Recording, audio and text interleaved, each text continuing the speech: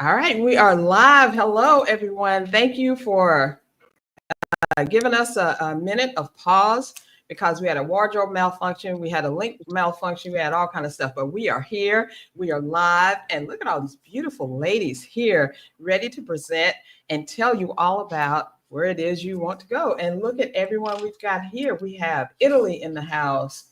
I'm just going to go through this really quickly. I think I see UK. Yes, yes. I see a lot of people. I see a lot of things. People are coming in. And please share this if you haven't already shared it. Share it with people. This is being recorded and it will live on that same page that you're on right now, whether you are watching it on YouTube. Oh, there's a bunch of comments. Michelle, are you monitoring those comments? Oh my gosh. I'm looking at them now. Woo, Lord have mercy. I actually know a All couple right. people here, but so it's kind of exciting. Good, good, awesome. Okay. So, without any further ado, y'all, we're going to get started because we got a lot to talk about. All right. So, what I'm going to do is, as we talk about and introduce ourselves, I'm going to bring us on one at a time. So, y'all will be back. Hold on just a second. All right, everyone. I am Carol J. Dunlop. I'm known as the online wow strategist. And I put this here thing together because so many people, so many Black women are saying, hey, I need to get the heck out of Dodge right now. And I don't know what to do. So, since I'm in Mexico and I got my friends here who are in Panama, Barbados. Oh, I said it right. Barbados, Vietnam, and Thailand. Actually, Patricia is not here live, but she did send us a video in Colombia. So we're going to be answering your questions. And I did want to say this: if you're doing a comment, please put a Q in front of your comment and the question. If you're doing a question, please put a Q in there and your question. We're going to answer all the questions after we finish the information because I know a lot of with what we're talking about, we're probably going to answer your question. And if not, y'all can do it after that. All right. So I am Carol J. Dunlop, the online wild strategist. My husband and I own a business and it's called Creative Services International. We just made our 30th year anniversary marriage and business. Woohoo for us. And we decided to move to Mexico 2 years ago. My husband's when the Roe versus Wade thing was overturned, my husband said, "I don't think I can live in this country with half the people not having any." Okay, I'm getting a message here. Not having any rights. So we started looking. Then we started researching, and we narrowed it down to about 3 countries, of which Panama, Costa Rica, things like that were included. But we landed in Mexico. We came here just this past August, and we're here now. We're here to stay, and we love it. We're going to tell you more about it in just a minute. Right now, I am going to bring up Patricia because she is not here. Let me see if I can get her on this thing. Where is she? It says she's here. Wait, hold up. Why? Go ahead, Michelle. Why don't you go ahead, Michelle? Let me All get you right. on the Good solo. morning, or depending afternoon or evening, depending where you're at. I'm Michelle White. I'm here in Panama. I've been here roughly 5 months. My story is similar. It wasn't simply because of the election or one specific thing. It was living in America. I was at the time I was living in Florida, and there was just like so many small little mosquito bites until it's just your whole body swollen. It was just with anxiety. Like at school, my kids were being called the N word. My husband substituted at schools. Students were writing it on the desk. I had my teenage son got off the school bus in the wrong neighborhood because we had just moved.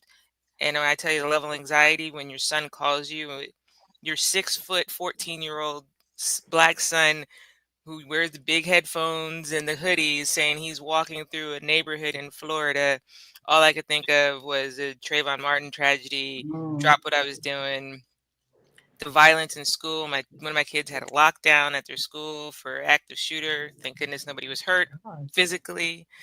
And then, as Carol mentioned, the different rights, like the Voters' Rights Act being basically trashed, Roe versus Wade. So I had a more deliberate plan over about 18 months, 2 years to move to Panama.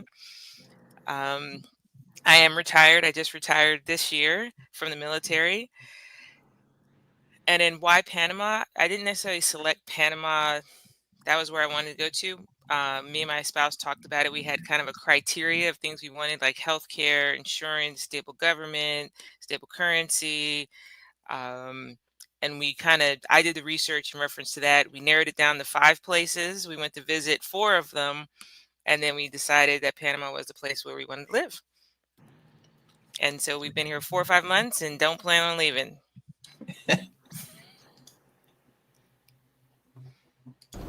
Hi, my name is Patricia Cofield. My friends call me Trisha. Currently, I am working as an ESL instructor and tutor, and I'm also an intuitive life coach. Right now, I am living in Da Nang, Vietnam, and I've been here for a little over a year. And the reason why I chose Vietnam is because I've been exploring Southeast Asia. I started off with Thailand and I've spent some time in Laos. My plan was to come to Vietnam right after leaving Thailand. However, the pandemic happened and I ended up going to Turkey for about a year and then returned here to Southeast Asia to continue my journey around the area. And thank you for having me. Okay, let's see. Kimberlyn. Hello, hello. So my name is Kimberland, and I left the U.S. In in. regards to healthcare, Oh, both Sorry. no worries. I left the U.S. in October of 2021. Interestingly enough, when Michelle talked about Florida, I was working in Tampa, Florida back in 2019, just before COVID. And a lot of the things that I work as a school improvement specialist. So I work in the world of education and advocating for our children. And I started seeing some things happening at the local school board level that was really concerning. So I wound up leaving Florida, and then I went to Pennsylvania to work on behalf of the Pennsylvania Department of Education as a school climate and culture specialist. And Pennsylvania is the reason that I left the US. At one point, I had 3 mental health specialists while I was working there. The types of things that I was seeing in education were just wild. The stuff that we're starting to see now was happening behind the scenes there in Pennsylvania. And to put it plainly, it broke me. I really couldn't understand and conceptualize how so many people were committed to our children failing and ensuring that all the progress that we were supposedly making in meetings did not happen. So, because of that, I had a friend who suggested that I get away for a while. I had been diagnosed with depression, anxiety, PTSD, and he recommended that I come to Medellin, Colombia. It was the first time that I was ever able to be when I got here to Medellin. I came on the trip by myself because I wanted to just kind of allow myself to think. And while I was on this trip, I met 3 Black women who were on a tour with me, and they said that they lived here. And I was like, how? And they were like, girl, do you have a passport? Like, pack your and get out of there. And that's what I did. So I went back to Pennsylvania and I packed up all my things. I sold all the things, gave away the things, and I narrowed everything down to 3 suitcases and a backpack. And I left the US in October of 2021. I started out in Playa del Carmen, Mexico. And then I lived in Mexico City, Mexico for a year and a half. And now I've been here in Medellin, Colombia for 2 years. So I am excited to be here to connect with y'all. It's wild, the things that I've seen. And on my YouTube page, Minding My Black Ass Business, I have videos of the type of things that have been happening. But that is really what made me press the go button. I needed to save myself. And I was burnt out and just disillusioned with my life's work crumbling right in front of my face. So I decided to advocate differently, and that's in helping people to escape. All right.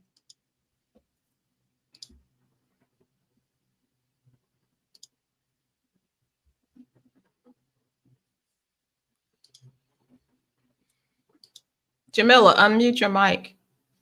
Of course, we always do this. Good morning, everyone. I'm Jamila White. I am also intuitive life coach and psychic medium and an author, and I host transformational retreats all around the world for my clients. My journey is a little bit different. I moved to Barbados in 2020, but it wasn't because of the pandemic. It wasn't because I needed to leave the US. It was a calling in my heart that probably started maybe 20 years or longer. I'm 51 in my early 30s, just vacationing. I kept going back and back and back to the Caribbean because I just loved it. And I kept saying, one day I'm going to live in the Caribbean. One day y'all going to look up and I'm living in the Caribbean. One day you're going to look up. You ain't going to see me because I'll be living in the Caribbean. And I just kept visiting different islands. And I loved Barbados. A friend and I had, one of my girlfriends, my sorority sister and I had gone on vacation. And because there wasn't even any rhyme or reason to us picking it. It was on sale and we were looking for a place, with a certain date and a certain budget. And we were like, hey, let's try this. And we had a ball. We loved it. Several years later, I came back solo for a vacation for a week. And at the time, this was 2010, the second visit, a friend of mine from college, from Howard, HU, one of my classmates was living there. He had married a Bajan woman from Barbados, and they were there. And I got a chance to get out of the tourist bubble and hang out with local people doing local people stuff, real super local stuff. And I hung out with him and his family, and I just kept thinking, I could totally live here. I want to live here. I could totally live here. I think I could live here. And this was in 2010. And I kind of just set my mind. I don't know how I'm going to do it. I don't know how this all works. Maybe one day I'll get rich and buy property. Maybe I'll marry into somebody's Bayesian family. Like I was just like, I don't know how, but one day I'm moving to Barbados. Fast forward another couple of years. At this point, my business was maybe 60% in person. And I said, I need to go from wishing to deciding because I'm very intentional about my life. I'm very intentional about creating joy. I'm very intentional about prioritizing peace. And I said, I'm wishing I could live somewhere. I'm wishing I could live in Barbados. I'm actually making this decision now.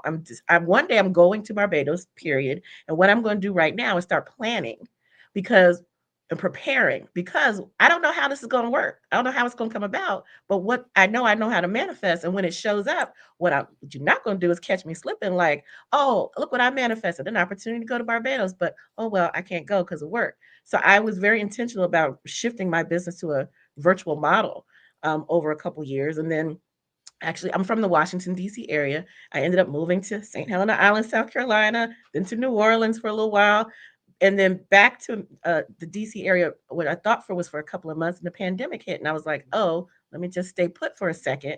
And I'm working like a lot of other people, looking out the window because I'm working at my laptop, can't really go anywhere, and it's hard for a lot of people to remember. But in those early days of the pandemic, Americans couldn't even go to Canada and Mexico at that time. Borders were closed. You couldn't just fly somewhere and go. You could go overseas. There were 3 countries you could visit, and that was Estonia, Barbados, and a couple other places for a short period of time. And around that time, Barbados announced a welcome stamp visa for remote workers. And they were like, come on down here. You working at your computer anyway. You might as well do it here on the beach. And I was like, wait a minute. Can it really be this easy? Like, this is my dream. And I was gone. Poof. Just like that.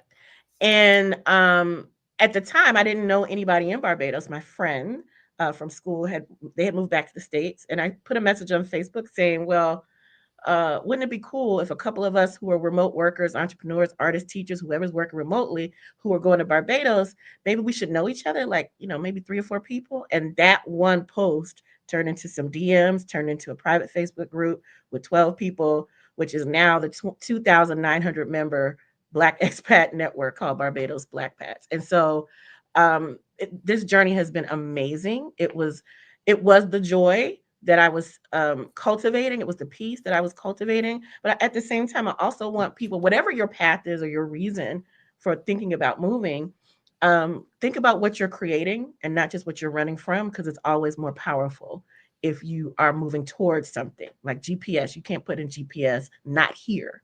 You got to actually be a little more specific about what you're creating. So that's the beginning of my story. So best life decision ever. I'm currently in the United States at the moment, but best life decision ever. And I encourage everyone to do a little bit of soul searching, because if you're running from something, that's gonna follow you. If Yes, you're Amen. running from stuff definitely. on the inside, that's gonna follow you. You know, Yep. if you need to do healing in the United States, you're gonna need to do it wherever you go after you get off that plane. Um, Absolutely. Sometimes it's Hmm. easier to do it there because you may have fewer distractions and more joy. But Right. if someone is looking for, I just want to cancel my life, you might be in for a rude awakening. Oh yeah, because you got to get ready. You can't. Get- You really right now.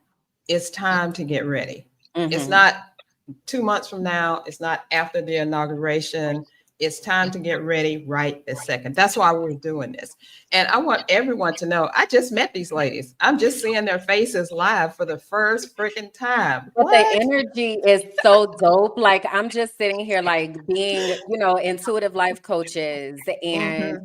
the Right. That was not stories, like planned. is No. correct, right? And even Jamila, when you were saying like going towards something, right? Hmm. I had one of a mental health specialist I had one time was like, "What are you running from?" And I said, "I'm not running from anything. I'm running to peace. Yes. I'm trying to get Yes. some peace and it doesn't Hmm. live here. So I gotta go where it's at. Yeah, So come absolutely. on.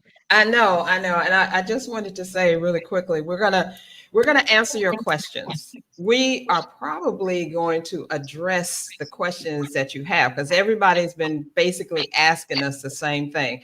How much is rent? How much is healthcare? Can I walk down the street and feel good? What about the language?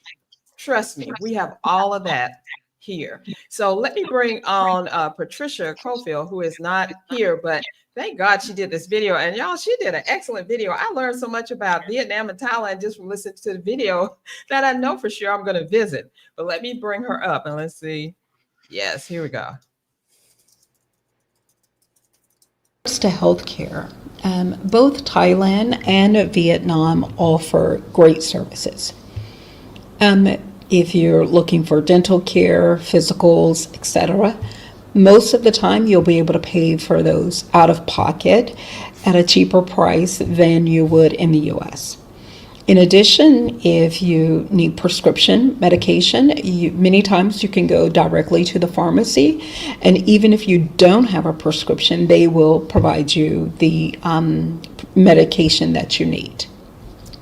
If you are in need of surgery or hospitalization, and if something that is you're going to schedule, I would suggest going to Thailand instead of having the procedures in Vietnam.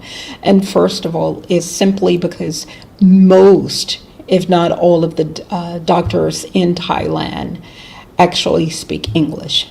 As I said, there are some doctors in Vietnam who speak English, but it's not fluent. So I would feel more comfortable having surgery or being in a hospital in Thailand. Thank you. Okay. Now we're going to, as you can see, we're talking about healthcare. I just wanted to make one announcement. If you're on the page right now, Black Women Moving Abroad, and you see our video, and down below you see the chat, click that big red button that says download your resource. And we have put together such a great resource, all of the information you'll probably ever need to know about. There are several chats in there. There's a couple things you can buy, Exodus Summit, there's groups, all of that. Just click that link and go download it right now. And right now, I would like for Kimberlyn, let's talk about healthcare in Colombia. Well, all right. Here in Colombia, to access healthcare is actually just went public. It was private when I first got here. But in order to access healthcare, the best thing that I would recommend is to have the global health insurance. It is a requirement of the visas here. So, for instance, I'm sure we'll get into this later, but a digital nomad visa is one of the types of visas that you can have here. But in order to have a visa, you have to have a healthcare plan that is going to cover you. As far as accessibility in regards to like prescriptions and medications and things like that, most of the medications that I've had to access or people that I've known, you don't need a prescription in order to get them. I can say the same thing for Mexico. So it is very easy to access most of the medications that you might need, and you can even just have them delivered or walk into the pharmacy and walk out with them. They definitely do. Most of the time, it's like try to be a one-stop shop type situation. So you go to the doctor, you get what you need, and then you leave with what you need. As opposed to in the US, you got to go to the doctor, they got to write the prescription, you got to go to the drugstore, they got to fill it, then you got to go back, and like it's not all of that. It is much easier to be able to get what you need. So like cost, for instance, to go to the doctor without being a Colombian and without even having healthcare might cost $25 for a physical and all of the things that you need. What I can say that I have found with my experiences with healthcare, both here in Colombia and in Mexico, is that the doctors are much more thorough in what they are doing, and it doesn't feel like they're pushing particular drugs like it does in the US. Because I am more of a holistic type of person, I don't like to just be taking medicine to take it. So they are more intentional in my experience. I know this is a very general statement, okay? But they are they have been a lot more intentional with gathering information to be able to really understand what's going on. Even I'll speak, I got my braces in Mexico City, and the level of care that I received with my orthodontist, she's like family now. Like I would in a heartbeat use the healthcare system both here in Colombia as well as in Mexico.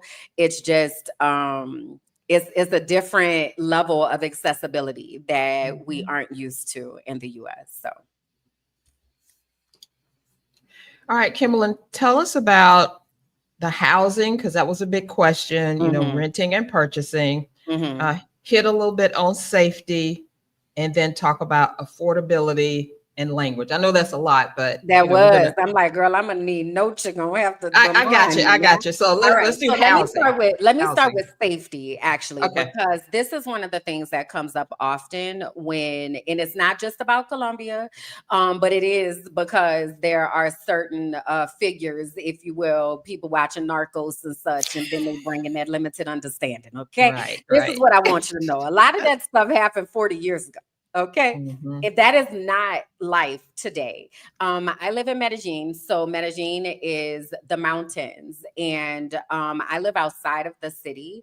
My experience here is very, very peaceful. I'm walking to the store whenever I feel like it. It's a very familial type of neighborhood that I live in because it's other Colombians. So what I try to do is stay outside of expat areas, because what happens is when there's a large concentration of tourists, that's where things get to popping and happening, right?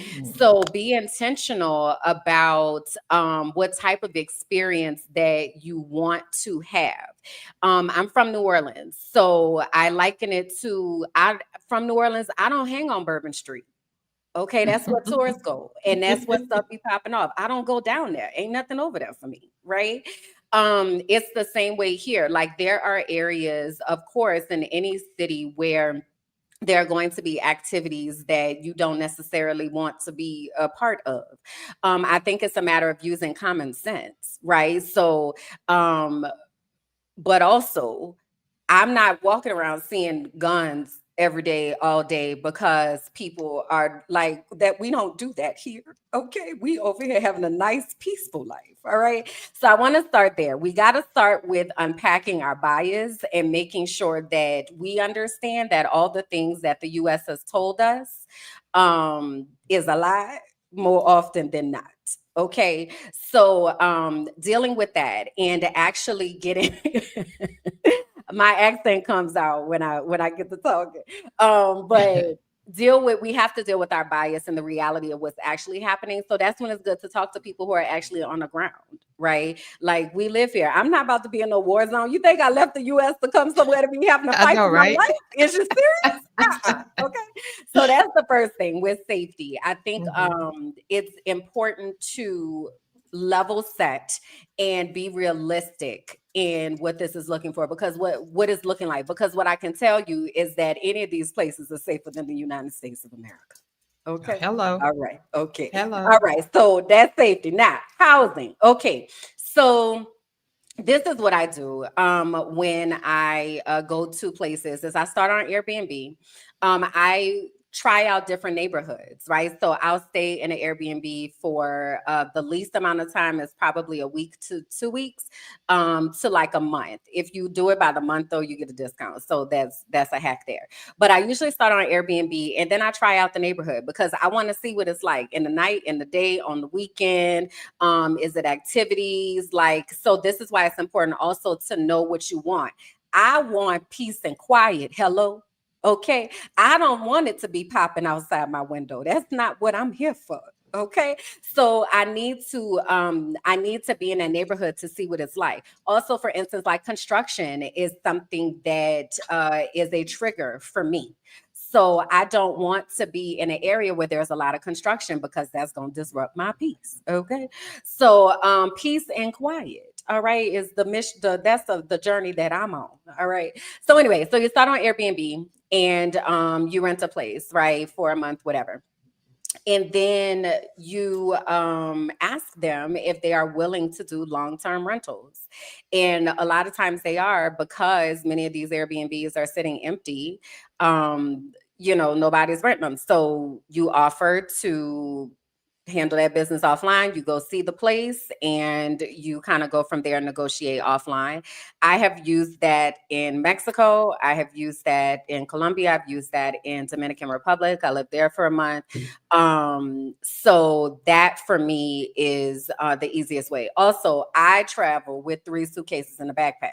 So as I was trying to figure out where I was going, I didn't want to have to be buying furniture and out here like I didn't leave to do this. I'm trying to be free. Okay. So also know, like, if you're permanently relocating to this place, then you're going to have a different market because now you're looking for unfurnished apartments. I don't recommend, but also this your life. So do what you want. But my recommendation my recommendation is not to like weigh yourself down with all of those types of responsibilities, and to give yourself time to actually process what you just left, because it's going to take about 30 to 90 days for you to just kind of wrap your mind around, ooh, I got out of there, huh?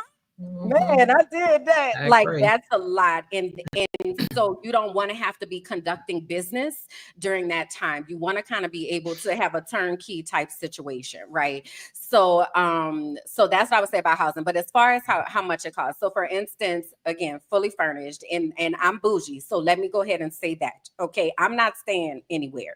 I actually live with OCD. So bathrooms, and it's a thing for me. Okay, so that means there's only certain types of places that I'm going to stay in. But for example, in this apartment that I'm in, it's 2 bed, 2 bath, beautiful balcony, a view of the mountains, 24-hour security, a pool, a soccer field, a playground, party spaces, all the amenities, all the things. Again, fully furnished, utilities, all of that, $1,000 a month. Okay, and that is what? Expensive. Okay, because I am what? Bougie. So depending on your level of life and what you need, there are things that are even more expensive than that, and there are things that are less. But I would say my living expenses here is probably $1,500 a month. And again, that's because I'm bougie and I'm okay with that. All right. So kind of just a level set there. All right. So that's housing. I got some more, Carol, that I'm running down, or what we doing? No, you're good. You're good. I want Okay. all of us to address the language together, but right now we're going to move on to Michelle. Let's talk about healthcare, housing, and safety in Panama. Okay. So I just want to go back a little bit and talk about myself, just to give you perspective about the next topics. I moved here with my family. So many of the women and talk to in different groups, they've moved by themselves or they're a couple. I moved with my spouse and 4 kids. School, Woo. 3 of them school age, 1 in college. So I have a little different perspective and different intention when I was moving and the things I was looking for when I was moving. So I think that's actually good because if there's anybody here with a family or kids, you can have also different things to think about when you're preparing to move and what to look for and what to research for. So the first thing was mentioned was healthcare. As a parent, even as myself, finding healthcare here, as someone else mentioned, is super accessible. I know before when I would move or find a new doctor, I'm like, I gotta call because to get that new patient appointment, it's gonna be like 35 days out, and I know I needed a physical for my kids, and I'm like, oh, I gotta get this appointment. I call here, they're like, can you? I'll call in the morning, or actually, I do everything's on WhatsApp. I WhatsApp. Do you have an appointment? Can you come in an hour? No, my kid's at school. Well, can you come in 2 hours? "Oh, I think so." And I was like, "Can I come tomorrow?" "Well, what time do you want to come?" I had a dentist appointment for my kid, and they said, "Come on Thursday." And I was like, "What time?" They were like, "When you feel like it." I was like, "Oh, how about I felt uncomfortable. I was like, "Can we set a time?" I was like, "How about 11?" And they're like, "Okay, come at 11. Get your kid's cavity filled." So accessibility beyond my wildest dreams. So I'm not stressed about if something happened, something hurt, am I going to get the right doctor? And they have so much access. That was one of my things on my checklist was healthcare. Um, and there's different ways to do healthcare in Panama. You can do straight out of pocket, pay out of pocket. And it also depends on which type of doctor and where you go to doctors. It's very, as someone mentioned, bougie. If you go to the bougie neighborhood, I went to a pediatrician bougie neighborhood. It was $85 for a visit. And then I took my kid to a more in the city local area. The visit was $35. So you can, but either way, it was $85 or $35. I took kids to get their flu vaccines. It was $20 per kid. It was pretty simple. Just showed up and $20 per kid. But there was a free option, public health, but we just never figured out where that office was. So we just paid the $20 per kid. So you have the self-pay option. They do have local insurance here, so it's usually affiliated with a hospital network, and then you pay a certain amount based on your age and your health care, and that usually includes so you go to that specific hospital and that network, and then that's how you do healthcare there. My healthcare is from my retirement, and that transfers here. So I have what they call TRICARE. So TRICARE overseas. I just transferred. I haven't used it yet, but there are plenty of Facebook groups out there who gives you tips and hints on how to do it. So that's going to be one of my to-dos next week is do the process to get reimbursed for some of these charges.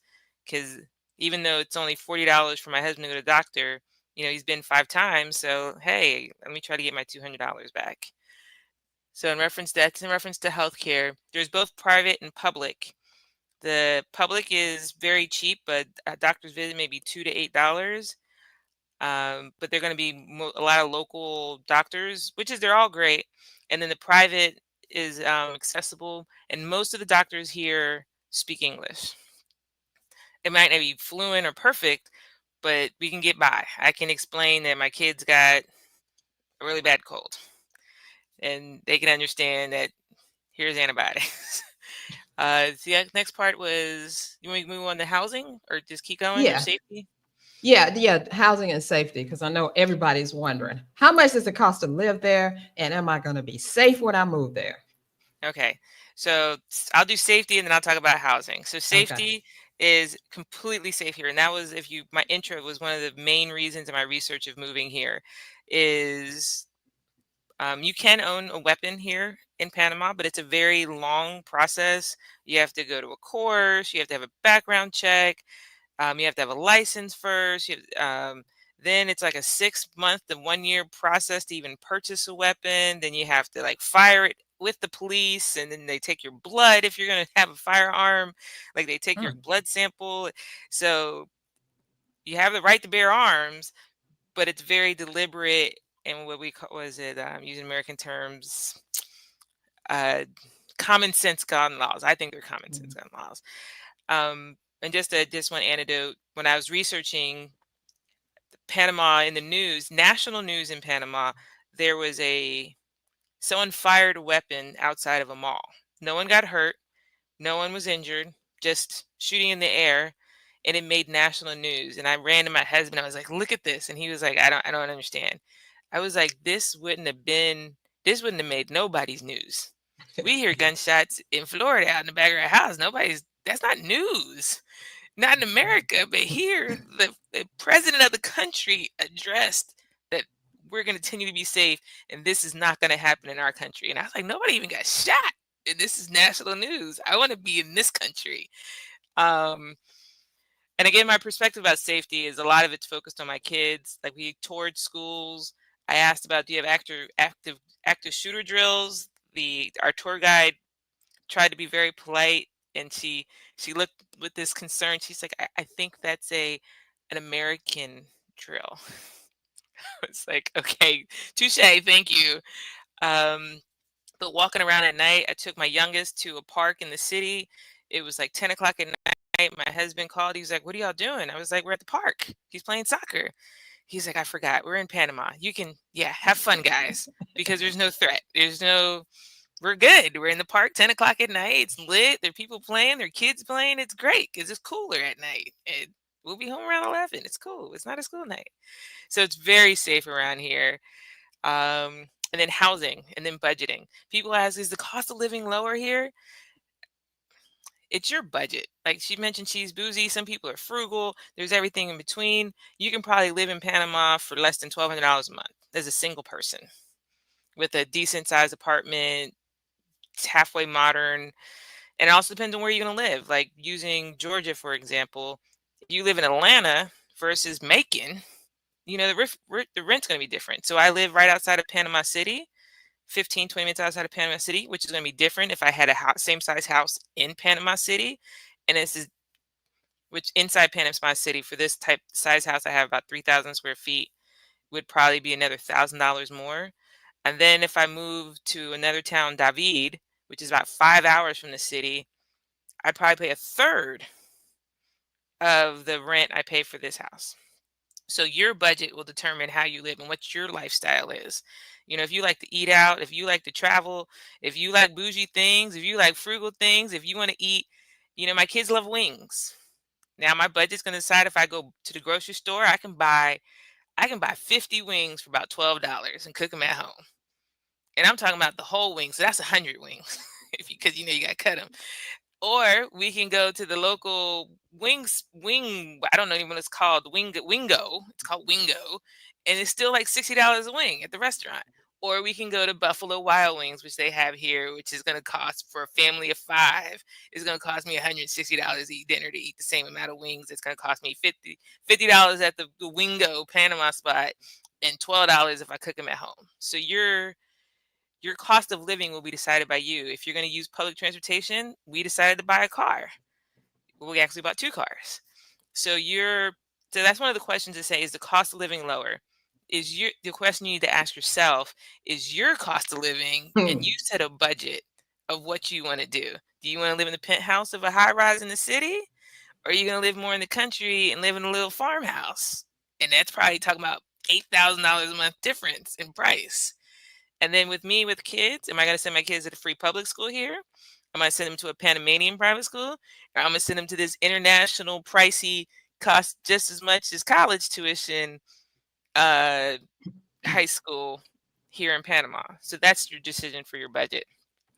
But finding housing specific in Panama, we got a realtor. I found a realtor by just YouTube videos, people's recommendations, suggestions. There's one I kind of just saw online. I liked his vibe, so I picked him.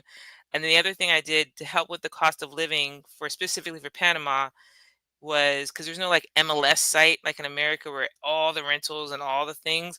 There's a similar one where it's just people posting. I'll put it in the chat, but it's called Insinctuar. It's kind of like a Facebook marketplace. And then I would look and say, okay, I like this place. This looks like my budget, but where is it? Oh no, I don't want to live there. Okay.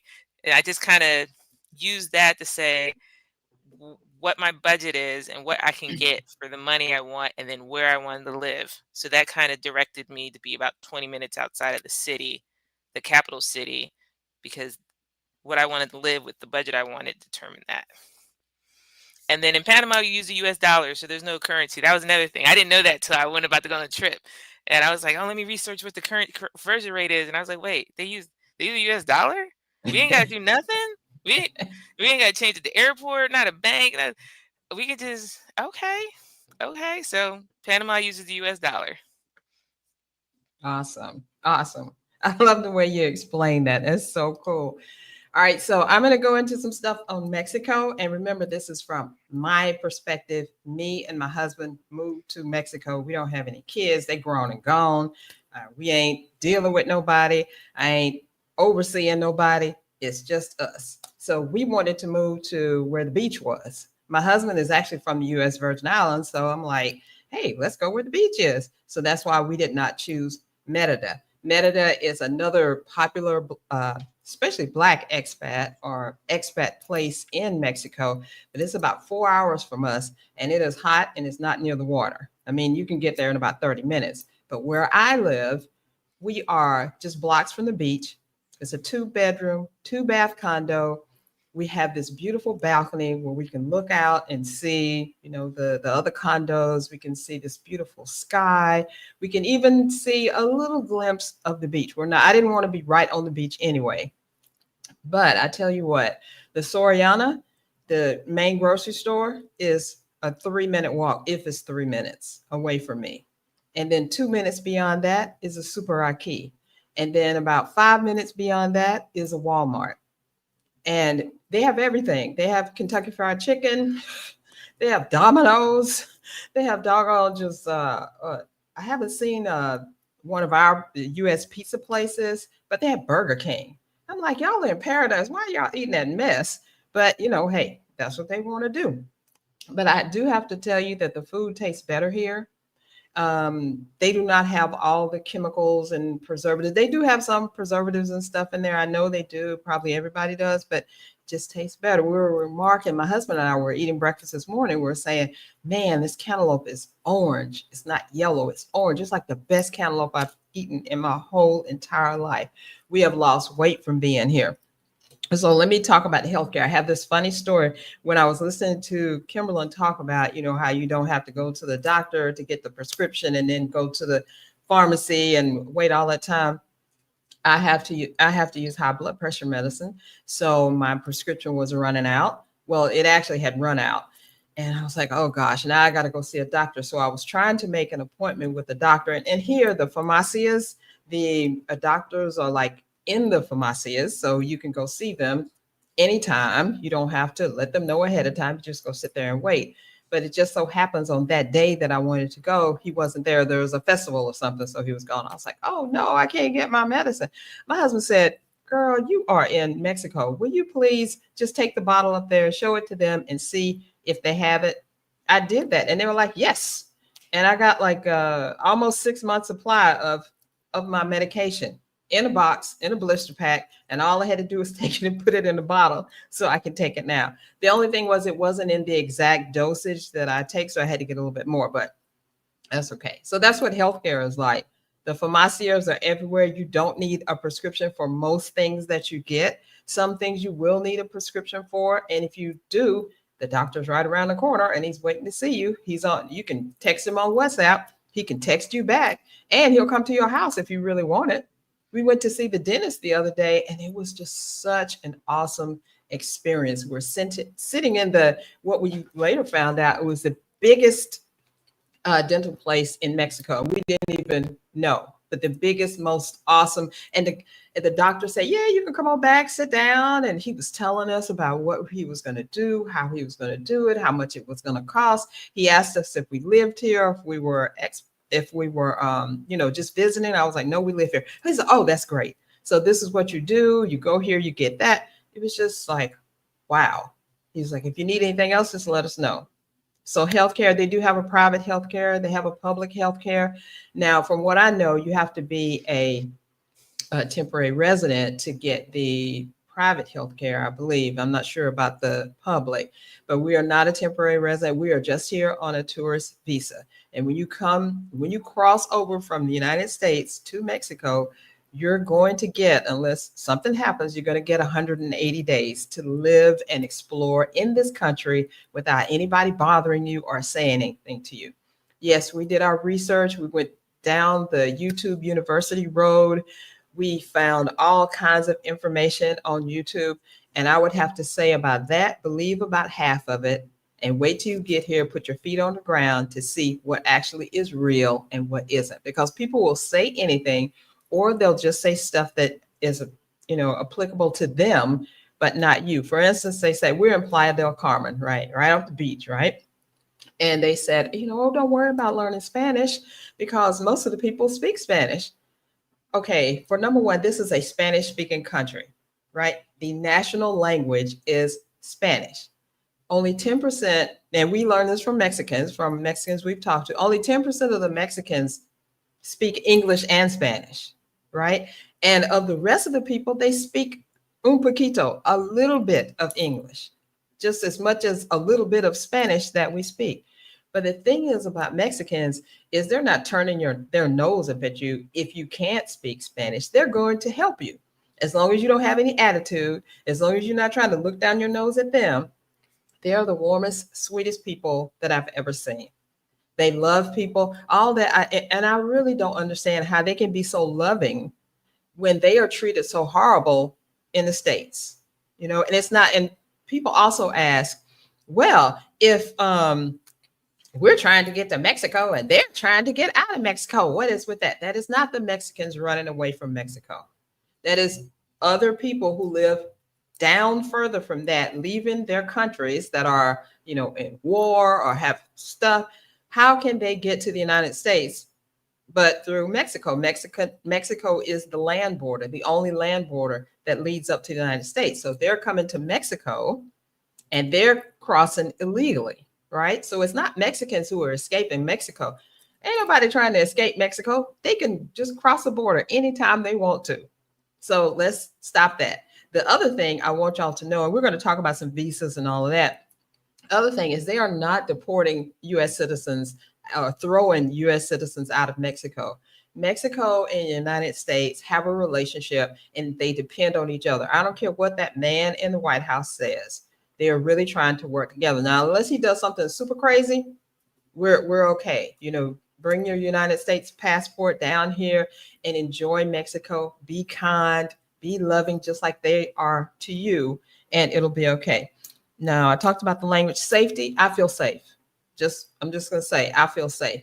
But also, I am not running around outside my condo at 2:00 in the morning, just doing whatever, or trying to go to this little nightclub that's down a dark alley around the corner from over yonder. No, my husband and I, we do a lot of stuff in the daytime. We try not to be, for one, I'm 62 years old. So I ain't trying to be up at 10:00 at night trying to do stuff outside. I'm going to be asleep. So I'm not even doing all of that. I am sleeping. I am in my house. I am enjoying my condo. I'm enjoying my husband. I am enjoying the quiet that is here. So it's, and to me, I could not even enjoy that in the States because one of the reasons that we left the States is I was scared to go outside. I was scared that at any moment somebody would be using me for target practice, have an AK in my face, or some other craziness. But here, I don't worry about that. The Mexicans don't bother me. I don't bother them. If I say buenos dias, they say buenos dias. If I say, whatever kind stuff I can, and they know I'm trying to say a Spanish word, they will come and help me immediately. And then I wanted to say something about our expenses, our housing. We live in a 2-bedroom, 2-bath condo. Like I said, blocks from the beach, blocks from any restaurant. Minutes. I can go like walk 3 minutes and get the best Italian pizza in the world. Oh my God, it's so awesome. But, we enjoy ourselves here, right? And our expenses, rent, we have high speed internet, 100 megs, 100 megs up, 100 megs down, better than we had even in the States, right? Let's see what else. We have running water. We have a real bathroom. The only we're going to talk about some kooky stuff, so I won't say that right now. We have real bad. We have two bathrooms, and we have awesome neighbors who don't bother us. They're really good, and I would say that our expenses are about 1,200 a month is what we pay for everything. I just got my electricity bill from September through November. It was $12. $12. What? My water bill was like $25. That was more expensive. Can you imagine? That's more expensive than electricity. What? Now I haven't gotten the second bill, so I don't know if something, but I hope it stays that way. But I'm just saying it's affordable. Michelle, you were talking about going to the store and get some chicken.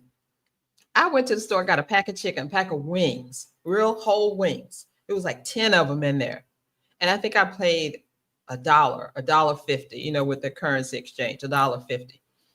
Last week, I went to the store, we splurged. I got 2 ribeye steaks. I got potatoes and onions and salad stuff and wine. And I think I spent like 25 bucks.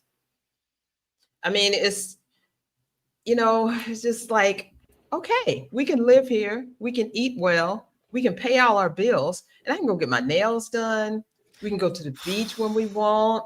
I can get my hair done. The girl I found to do my locks, oh my God, she is amazing. She's Spanish. They don't speak that much English, but we had the best time because we knew how to, Google Translate is your best friend. I'm just going to say that. That's your best friend. But also just looking at somebody and they can point out what they're saying. You can use gestures. You can communicate. So don't worry about that. But I just want to say this. Don't listen to everything everybody says on YouTube and believe it's the truth, because it is not the truth. And if you want to come down here and spend $400,000 on a 2-bedroom condo, you can do that. It's possible. Yes, you can do that if you want to. We are kind of away from all this expensive area. It's really like I guess a local neighborhood area, the area that we're in. But we got restaurants and grocery stores and all kind of things. And I remember somebody said something in the group BWLA, Black Women Living Abroad.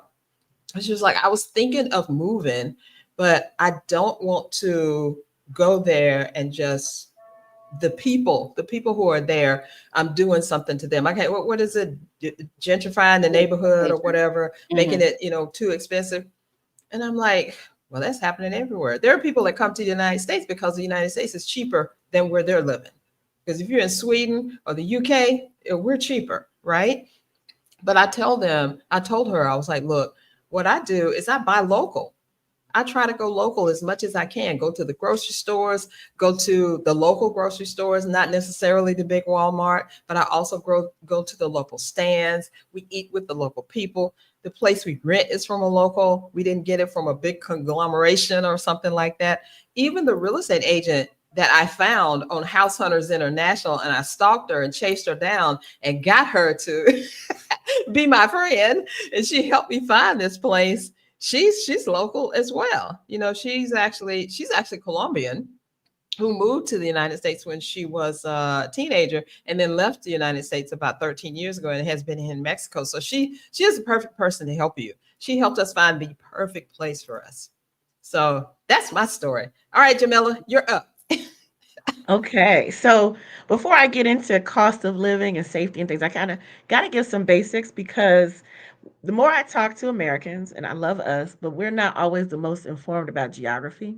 So I need to just give Oh some very yeah. basics about what is Barbados. If I had a dollar for every time somebody asked me, how you like living in the Bahamas? How you like living in Mm. Bermuda? Bahrain, Wow. please. And I just be like, Barbados. And aside from Rihanna, they don't know much about it. So Barbados is in the Caribbean. It is all the way south and east, just above South America.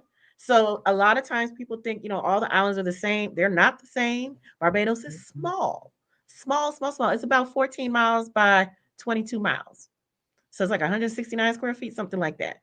So if you think about, for those of us in the US who are familiar with the Atlanta area, the DC area, if you think about Fulton County, Georgia, you can fit 3 Barbadoses inside Fulton County. If you think about PG County, Maryland, Prince George's County, where I'm from, you can fit 3 Barbadoses inside PG County. So people think, oh, it's big like Jamaica. You can fit 25 Barbadoses inside Jamaica and 35 Barbadoses inside the Bahamas. So I just want to give you all some perspective. It's like living in a small town that is a whole country. All right, maybe 275,000 people, which is about the size of like Cincinnati or St. Louis in terms of population. So I just want you to understand that all countries are not the same. All the Caribbean islands are not the same.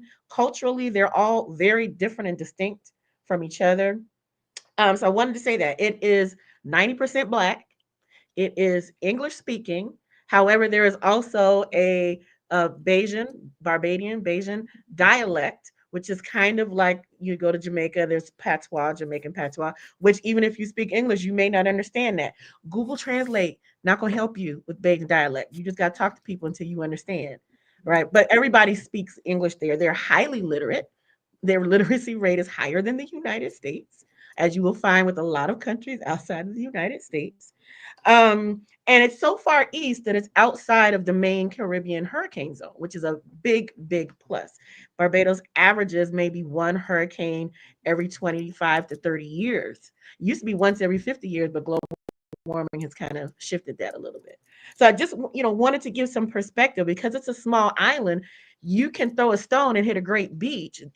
All it's surrounded by water, both on the Atlantic side, the Caribbean side. You get two for one, and it has some of the most beautiful beaches, white sand, turquoise beaches, very picturesque, especially on the south and the west coast. And unlike most other countries, all beaches are public. There's no such thing as a private beach. No one is allowed to own the beach. It's open to everyone. You can't charge money for a beach. You can go to any beach you want. You can go to the beach in the regular people neighborhood. You can go to the beach in an upscale neighborhood. Okay, you can be on the same beach as Rihanna, technically, although she probably has some property, walled off in her very expensive condo, right? All right, so I needed to give that perspective because a lot of people they just need the basics.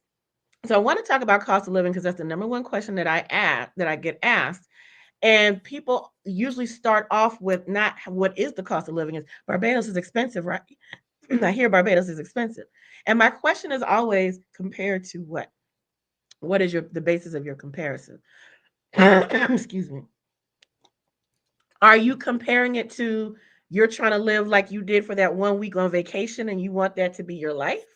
Are you comparing it Right. to the city or area that you came from in the United States? Are you comparing it to other countries like Thailand? Are you comparing it to other Caribbean nations? So I will say this because just like as already all of our panelists have so eloquently stated, how you live is up to you. There's some things to be informed about, but your budget is going to determine what you can get, and your lifestyle is going to determine what you can get. And if your idea is, I'm just going to pick up and move my American lifestyle and live in another country which is like US but with an accent, please disavow yourself of that notion. Don't come here. Because that's not how it is in most countries. So all this to say, for me, living in Barbados, the cost of living is definitely cheaper than me living in the Washington, D.C. area. If you come from a small town in Southwest Georgia, and your cost of living might actually be higher, especially around housing. So when people say expensive or affordable, I prefer to actually just deal in actual numbers and let people decide whether that's expensive or affordable for them.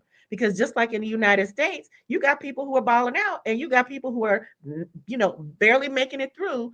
And so they're on two different, very, very different budgets. And you will have the same wherever you go. It's your lifestyle. And the more local you live, the more you adopt local ways and do local things and eat local foods, a lot of that is going to have a very direct impact on how much money you have left over after you pay for your core living expenses. So I needed to just kind of give the broad perspective. So For people who live in Barbados who are primarily American expats, or extended stays or snowbirds that come down for the winter or whatever, if you're here for a longer period of time, the longer you stay, the cheaper it is as far as housing costs. If you're looking at Airbnb costs and trying to figure out that's what your monthly rent's going to be, that's going to be very different than you signing a 1 year lease or even a 6 month lease on an apartment, on a condo, on a cottage, on a villa, even. Okay.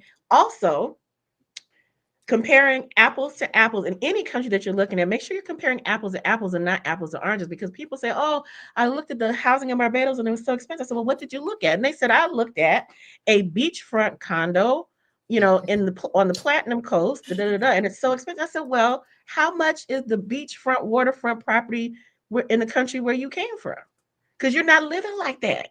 So you got to compare apples to apples. So having said that, for American expats who tend to be concentrated on the South and West Coast, because we're all over the island, Black American expats in my organization, we're all over the island. We tend to be concentrated on the coast because most people want to be near a beach who come to Barbados. That's one of the main draws.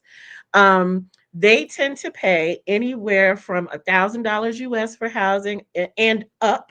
1,000 to 3,000 is the average. That depends on the kind of housing, the neighborhood, proximity to the beach, the size. Are we talking about a studio apartment? Are we talking about a 4 bedroom villa? It's all over the place. So, for example, the first place I lived in was a 3 bedroom private single family home, 2 blocks from Rihanna's condo in Paynes Bay area in Barbados on the West Coast, which was considered expensive coast. We got a great deal. Me and my housemate then at the time, we were paying about 1,200 US. And this is for a full single family home that was 2 blocks from one of the best beaches in the country.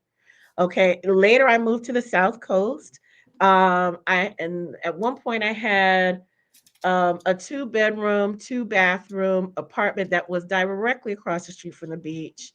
And I was on a shorter lease. It was a 6 month lease, so it was a little higher. And I think I was paying 1,700 roughly. Then I had a 2 level giant townhouse with 2 master suites, a separate office area. So it was almost like 3 bedrooms, 2.5 bathrooms, ginormous kitchen for entertaining, pool in the back, all that. I think I was also paying $1,700. So it was all over the place. And again, it depends on how you want to live and what kind of lifestyle you prioritize. For me, it's no point in me living in the center of the island inland when I'm a beach girl.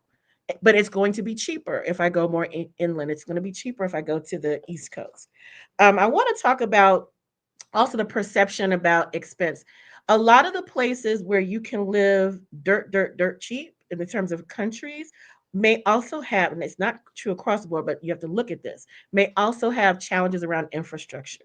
Is the internet reliable, like all the time on? Is the electricity reliable, like all the time on? Is the water reliable, like all the time on? Because some of the things that you experience as a 1 week vacationer in a hotel that has backup generators and all that other stuff, in a private residence, you may not have those things. And in Barbados, the infrastructure is excellent. I had more reliable internet in Barbados than when I was living in New Orleans. I had fewer hurricanes in Barbados than when I was living in New Orleans. I was looking over my shoulder less in Barbados, speaking of safety, than I did in New Orleans, DC, South Carolina, and every single other place I've lived, suburban, urban, and rural. I was more I felt more safe in Barbados. It's relatively low crime. That does not mean that there is no crime. It means use your common sense. A lot of times in any country, in any city, in any location, if you go looking for trouble at 3 o'clock in the morning, you're gonna find it. You are going to find it if that's what you're looking for.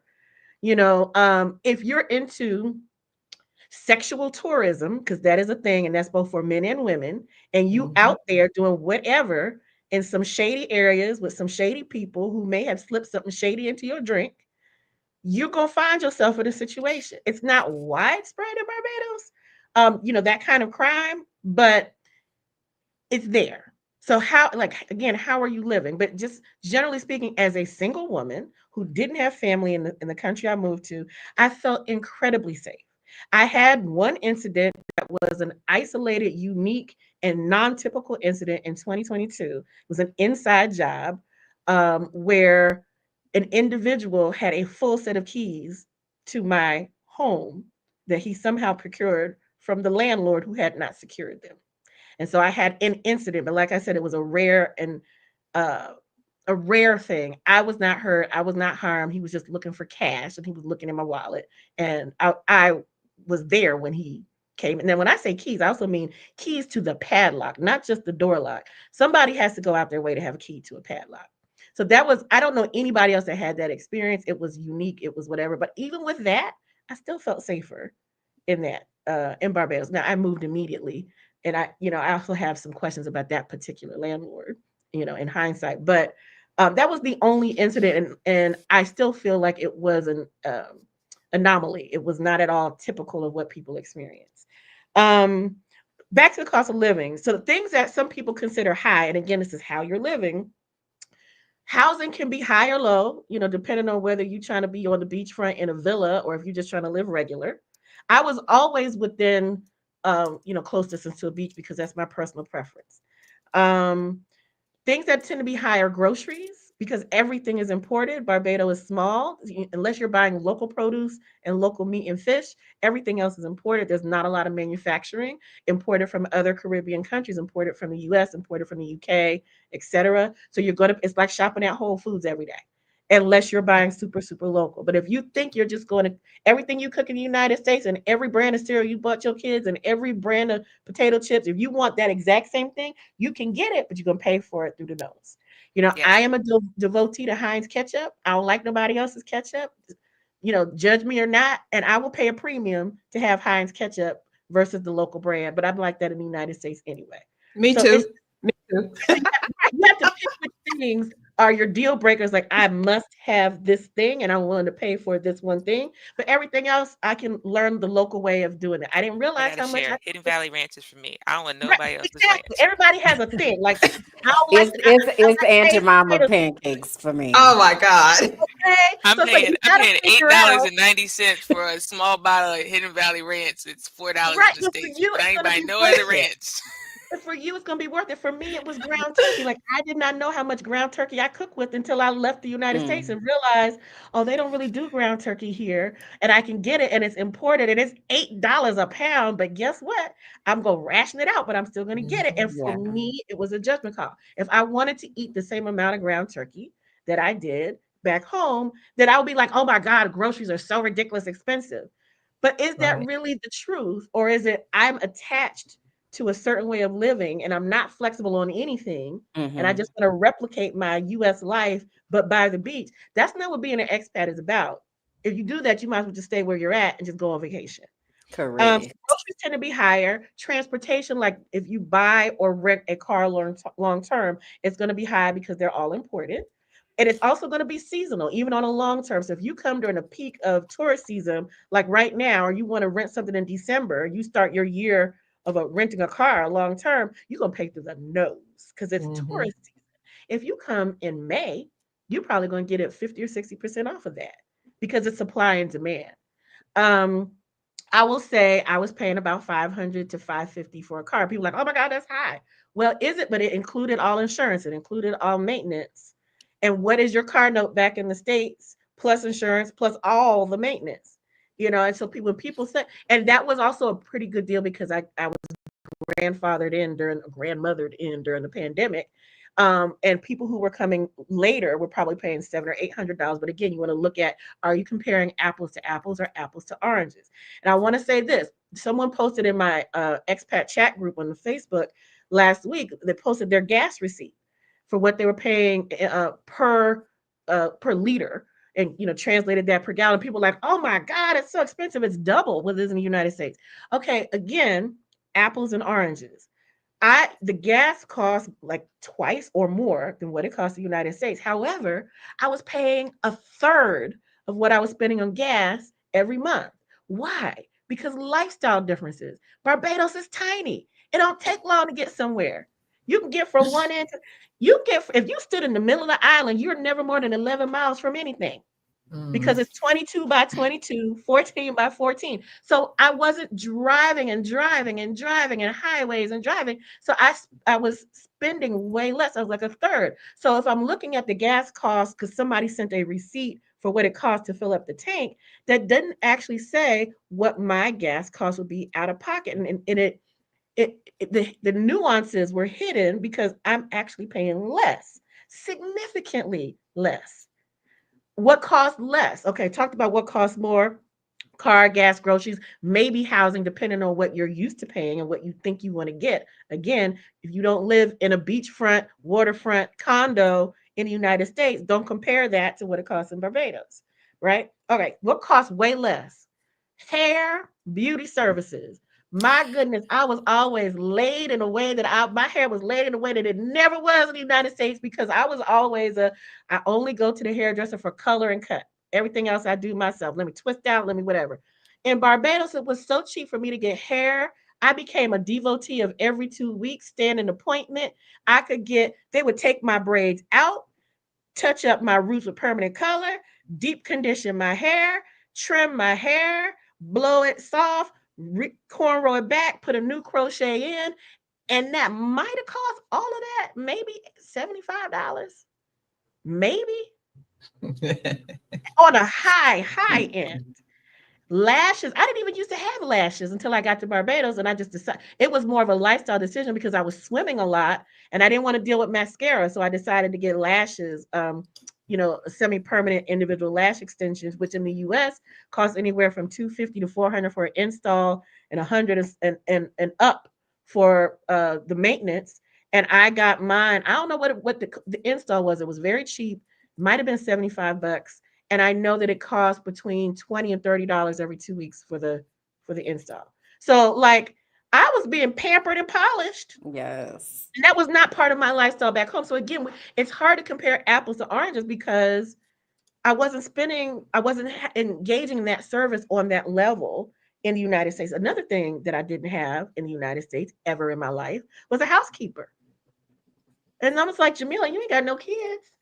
What you need a housekeeper for? Because getting 5 hours back where I don't of my time every week where I don't even have to think about Say whatever it. means more Say it, time that I sis. can rest, play, grow my business, but just not thinking about it. And at $50 a week, it was worth it. I had to do some inner mental and emotional work because the granddaughter of a maid hired a housekeeper who looked just like her.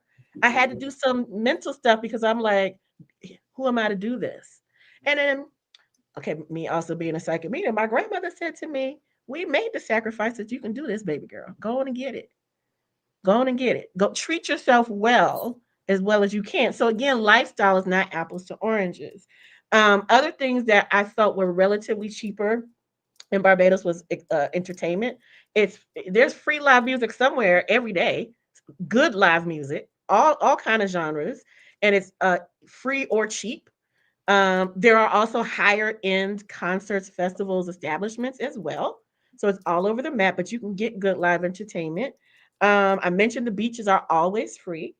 What else was significantly cheaper? Oh, parking and tolls. It's just like not a thing. There's no tolls. Ooh. I only saw one paid parking lot the entire time I was on, the entire time, and I think it might have cost me $2 for the day. And that was Wow. only in the most downtown place of downtown. And most Bajans don't use that lot. It was for Americans basically who just want to get in and out and not have to look for parking and don't feel like walking all the way. It's a convenience issue. And I Mhm. think back to what I'm paying for, I pay for parking in DC to go to one event. You could easily pay $20, $30 a night just to go to dinner for parking. So there's Right. the little things. And so while people will focus on rent and groceries and gas, it gets offset by things that may cost a lot less. Then there's the other piece that I don't hear people talking about is you're going to have a line item for traveling back home that you may not currently have because you're probably going to want to travel during major events like holidays to see your family, weddings, whatever, graduations. And those tend to be high peak travel times where you may end up paying a lot more than let me just find a low fare. You need to have a line item for not just scheduled visits going back and forth, but emergencies. Because I can tell you firsthand, and this also goes part with the expat experience of being far away from home, being far away from your biological family and your close friends back home. I found friendships in Barbados. I created friendships. I told y'all how I accidentally created community. But I also said if in emergency I needed to go home, this is what I'll do. If something happens and I need to go home right away, I'll buy a ticket, I'll do this. I was not prepared for my father to get very ill with cancer, for it to accelerate very quickly over 4 months, for me to be going literally back and forth, back and forth, back and forth. And then to get that call during a holiday on Thanksgiving, like you need to come home right now because he's got to go. And having to come up with, it's a holiday, everything is sold out, and I got to pay through not just I have to get home, but I have to pay through the nose to get home. So those are expenses that people don't talk about because they're busy talking about the cost of living and rent. But you just need to be aware and have an emergency fund of some kind so that you can handle whatever comes up. And for you, if you're single, it's for you. If you have a family, when I say family, I also mean back home family. If it's somebody that you would be helping out in an emergency, you probably might have that same commitment or dedication. And so it's just things to think through. As far as cost of living, I think that's all I want to talk about. Safety, I mentioned, very safe, especially for women and especially for Black women. Not only is it safe, but as a plus size woman, it's very affirming. The closer you get to African culture, Caribbean culture, and including the southern part of the United States and New Orleans and other places where real bodies are celebrated in all of their sizes, there isn't a standard of beauty of you have to be rail thin. And I don't care what you've seen in the media about what carnival looks like with the costumes or whatever. In real life, it's all the bodies. And Yes, all yes, it Mm. is. It and is. all the All everybody, and all the everybody. stretch marks, and nobody is tripping because first of all, Right. it's too hot to wear Spanx. It's Mhm. 90 degrees in the shade and it's 80% humidity. I tried to Right. wear Spanx for a hot minute. I disavowed myself of that notion so quick. I thought I was very comfortable with my body, but your level of comfort changes when you live on the beach and are on the beach and on a boat every day. My Mhm. level of comfort with what, because I would go to stuff, but I may not dance in my bathing suit because who knows what might pop out and pop over. After a while, I mean, it didn't take long, but I realized all the ways that I would not free myself, Mm-hmm. all the Right. ways that I brought the mental restrictions of living in a colonized environment with me to a new colonized Mm-mm. environment. Because make no Mm-mm. mistake, any country that has survived um, colonization, chattel slavery, being trafficked, being occupied, has some level of internalized racism or colorism, no matter where you are. So if you have this idea, but I'm gonna go to a Black country and it's gonna be roses, it's gonna be more flowers than the US, but you're still gonna come up across some stuff, including the ways that we have colonized ourselves and internalized that. But when I started buying real cute bathing suits, bikinis, I'm a 2 to 3X. Okay, top heavy. I still need some underwire to go on because I'm not trying to get myself while I'm getting my wine and pelting waste on the boat, as we say. But it changed my perception of myself when I had to do this every day. It changed my comfort level. And again, I already thought I was free. I thought I was until I found out what freedom was, and I'm still working through that. So I don't. I think I got off topic. Let me come back to it. I was Healthcare. about to say, girl, I got to you now. We got to be able to talk now about some of these things. Now, slow down. Right. Okay, Okay. Yes, yes, slow I down. know, I know. We're Let's So all let's like but amen and Okay, should amen we and pause here yes and and talk all like about that. these things, or you want me to mention real quick about healthcare? You want me to come back to that? wait, hold on, because you Okay, done you did a because I whole know lot. New Orleans So in the house. New Orleans yeah, gonna talk no, about it. because this is the thing. I think it's important too, because I love that there are so many different life experiences here, and we're Mhm. in so many different like areas of life and the way that we got into this world, because it really does, I think, speak to um a majority of people that have been asking themselves questions. So, one of the things that you were talking about was food and transportation. I wanted to go back to. So, I do want to say I did not move to Colombia for food. Okay. I'm from New Orleans, and that is not the kind of food that is here. All right. So when you were talking about, Jamila, like the kind of things that we might have to sacrifice, one of the things that I had to understand, I'm not about to have no crawfish. Okay. It's not, it ain't here. Now, is that worth me having peace? you know? Um, but Trade what off. is very accessible is fresh fruits and vegetables. Right. Mhm. I forget which one of us said I lost weight. I have lost over 50 Mhm. pounds being Wow. outside of the US and have not done a lick of exercise. You understand? Hmm. The Hmm. exercise is, oh, I'm about to go walk to the store, or I'm Exactly. gonna go, Yes. instead of taking an Uber, I'm gonna take the metro. In order to take the metro, I Mhm. need to walk to the station, And right? the lack of stress in So your body that causes people to hold undue weight. Yeah. come It's on. That's it what it Yeah. Let's was. talk about that. So Let's talk about that. remember when I said it's going to take you to 30 to 90 days, right? To kind of wrap your mind around what you just did and like, oh my God, I really just got out of here. In that time, your body is going to be getting rid of toxins. Right. Mhm. When I look at pictures from October 2021, when I left, how swollen I was with cortisol, I just was not me in my body, right? This is what my body is supposed to look like naturally. And I've been able to access that because I was able to let go a lot of that stuff. The food in the US is killing us, period. Oh yeah. Okay. The types of ingredients that are in our food in the US are not present in other countries. They're illegal. So we Mhm. are able to have access to fresh fruits and vegetables that feed our system. Food is very accessible, and it's wild how accessible it is. It's like one thing you're gonna do is eat. Guess what? They got fruit trees. They got fruit trees on the street. Yeah.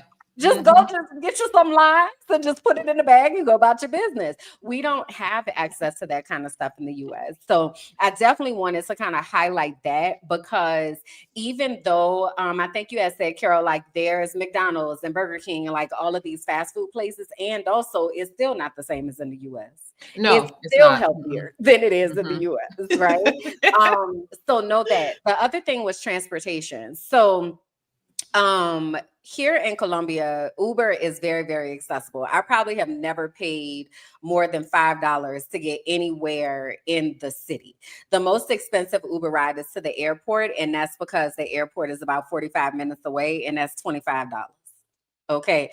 The last time I was in the US and I had to go probably 7 miles from Boston Logan Airport to where I was going, it was $35. Okay. So very much accessible. And also public transportation is a lot Hmm. more accessible. And what? Clean. Hello. Yeah. Clean. Okay. I was on the metro the other day in the morning time and they play meditation music while people are going to work, reminding you to breathe. Like Mm. every time that the train comes into the station, they're cleaning it. Every cable car that you get on, people get on, they get on and clean, then the next people, like it is so different Hmm. than what we are used to and so much more freeing. So what happens is, I don't know, I'm sure y'all know this, our environment contributes to our mental health, right? But the cleanliness of our environment contributes to our mental health as well. So when you're walking down the street that's not filled with trash and they actually cleaning the street, and like you can tell people take pride in their surroundings, and there's just this level of care that is taken, that is a load lifted off your Hmm. mental health, because this is a community project. And in other countries, they actually believe in community. So we have to remember that in the US, we've been very much individualized to only worry about yourself and just get it how you live, right? And that's not how it is in other countries. So here in Colombia, it is just, it's beautiful. Somebody asked me in the chat, like, what I love most is so green. It's Yeah. so green. It's just everywhere you turn. Is it y'all seen Encanto? That's what it looks like. Right? It's beautiful. So it gives you a different even will to want to go outside, Hmm. to want to people watch and to see all of those different things. So I just wanted to kind of interject that because you was talking good, Jamila, and I was like, girl, I She got about to come out the chair. it's me. Yes. But Yes. yes, amen to all of that you said. I want to Yes. say, I want to say one thing here, and then we're going to go on to what everybody else is waiting for too, the tourist residency, citizenship type of thing. Mexico is not nasty or dirty or filthy or any of that. I don't think any of these countries outside of the US are. All I heard about was, Panama oh, is. the trash is piled up to the ceiling. And, Mexico City is the cleanest place I have ever been in my entire life, and there are 22 to 24 million people that live there. It but is how, so clean. but how about this? In Playa, where I live, in my condo, the trash people come all hours of the day, every day. They don't even let trash pile up Yeah. at all. I mean, sometimes we'll hear them at night, which is crazy, but they're coming to pick that. There's no trash piling up anywhere. They are caring. We have a guy that comes around in our condo, and he, the plants, and he keeps everything looking beautiful. And if stuff doesn't look good, I see people out there taking care of it. So don't listen to what people tell you. And I wanted to say also, what you were talking about, what everybody was talking about, being outside. When we go outside on Sundays and we walk down the street, people are walking down the street. They're sitting on park benches. They're going to do things. It's families. And one more thing is the love that I see here. I have seen more couples holding hands, kissing, more families who are together out doing stuff. I mean, it makes me feel love in my heart and in my soul to see so much love. How much of that do you see in the States? You don't see that. People are just, going about their business and stuff. But these couples, these families, everybody. And most of the restaurants have a place where they're like outside or, outside. You can sit on the sidewalk and stuff, and people will just speak to you, and you can just go in and sit. It's just wonderful that the whole area. Like I said, we lost weight and we weren't trying, but we walk everywhere. We don't have our car. And I know somebody was talking about transportation, and someone else said about bringing a car. We just decided we're selling our car. We're not bringing it because number one, it's too much hassle. It's too confusing. And number two, we don't even need it. We're going to get a scooter. We're going to get a scooter though. I'm thinking about getting a scooter too. Yeah, because I want to move further out the city. So I'm like, I might have to get a scooter, but free yourself from things that you gotta get a car and have maintenance and all this kind of stuff, especially if it's just you. Yes. I want to give the converse. I want to give the converse perspective. Not good or bad, just different.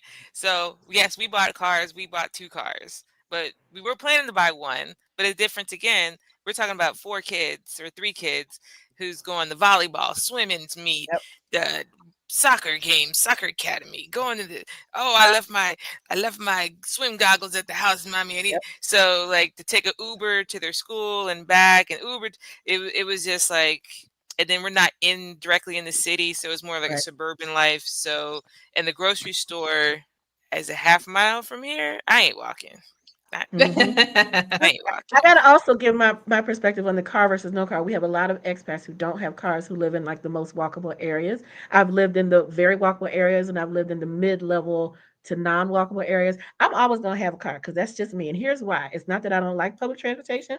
I don't mind riding the bus. What I mind is standing at the bus stop in 90-degree heat or a monsoon and 80-degree humidity. That's the part I mind. I don't like that. Plus, like I said, I'm a beach girl. I'm a beach goddess. I always got my beach car, my beach chair, and my beach gear and an extra bathing suit in the trunk of my car. I'm ready at any time. If somebody says, "Oh, we meeting up at the beach," I got to go home first and check. Because if I get home and take my bra off, it's a wrap. I'm not going back out. Done. So I got the stuff in the trunk of my car because same when I lived in New Orleans, I always had a lawn chair. No, that was me. Sorry. I always had a lawn chair because at any time I could roll up on a second line or a festival, and I had to be ready. My mentality is you ain't got to get ready if you stay ready. And so for me, that also meant having a car because I don't want to carry all my groceries and be standing at the bus stop and my little frozen whatever is melting. That's not for me. No judgment if it's for you. It's just not for me. I like that we can have options. Exactly. Yes. We have options. Yes, for your life. Yes. And then everybody mentioned about losing weight. I actually gained weight here, but then it was again the freedom of not the rat race in America. I was Yeah. like, I don't have to run to work. I don't have to run. I'm gonna sit on this couch, watch Netflix, and eat ice cream. And that's your business I And love I think it. I'm gonna go because buy you some cake can. too.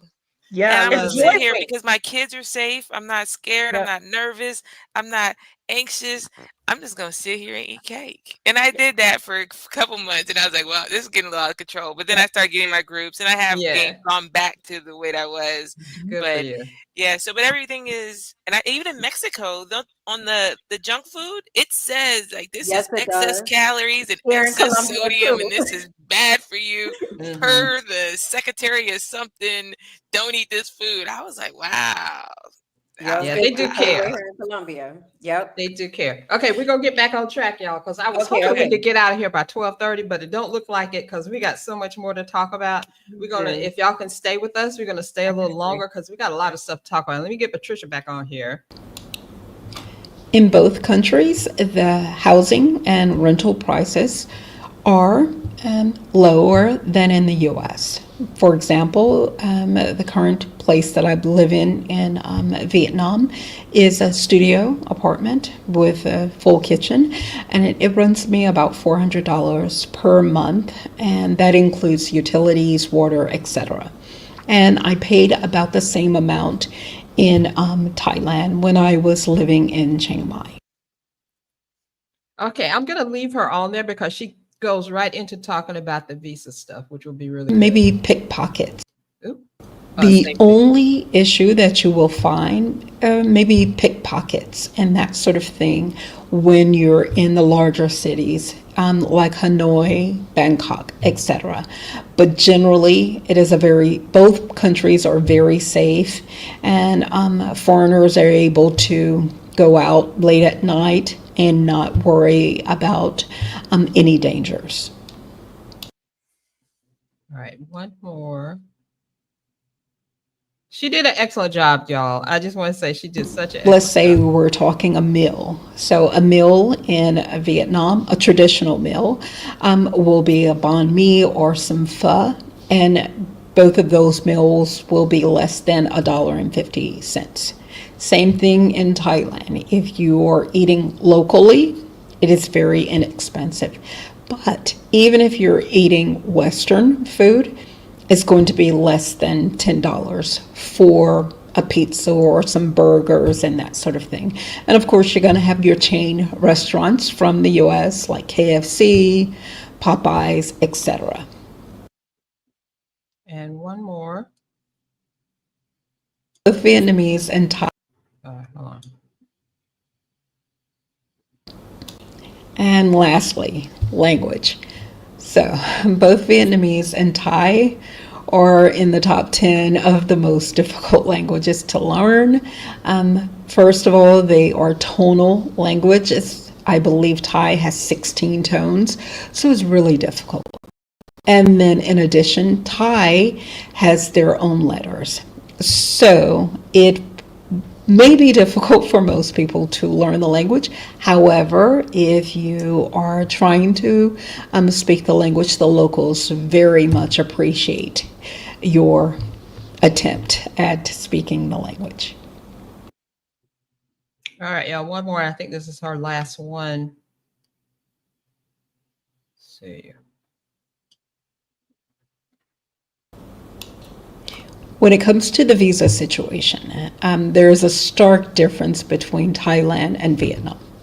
Vietnam, your options are a 90-day tourist visa, which has to be renewed by leaving the country. So there are a lot of visa runs. Also, you can get married to a local, start a business, or work for a Vietnamese company.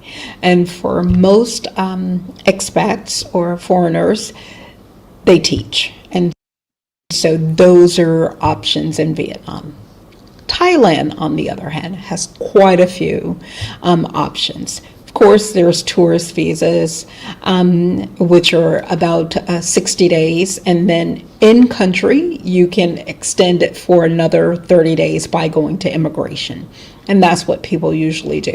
After those 90 days, you do have to leave the country, Many people do a visa run and come back and start all over again. However, there are some long-term visas. There is a volunteer visa, which can be a year, and I think it can be extended at least 4 years. Then there is an education visa where you can go to school and learn Thai. That's between 6 months and a year, and it is extended. However, they will test you to see if you are actually learning the language when you go to immigration. And then there is the retirement visa. And that, again, every year you have to be renewed. And then there's a nomad visa, and there's also a long-term, like a 10-year golden visa. But that's a certain amount of money that you have to invest into the country, etc. So Thailand does offer more options for people to be able to stay in the country legally.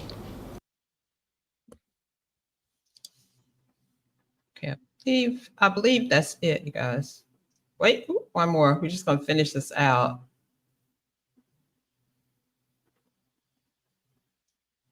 If y'all can hear me on the YouTube thing, there's someone in there altered 148 fiat. Can you get them off of there? The interesting things about both countries. Number one, both of them are Buddhist countries. So you're going to see a lot of temples, a lot of shrines, and there's going to be a lot of Buddhist celebrations, which are really beautiful, especially in Thailand. Number one.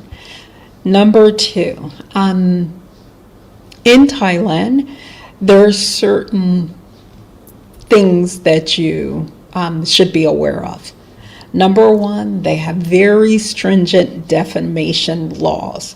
So if you have a dispute with a business, don't post it on social media.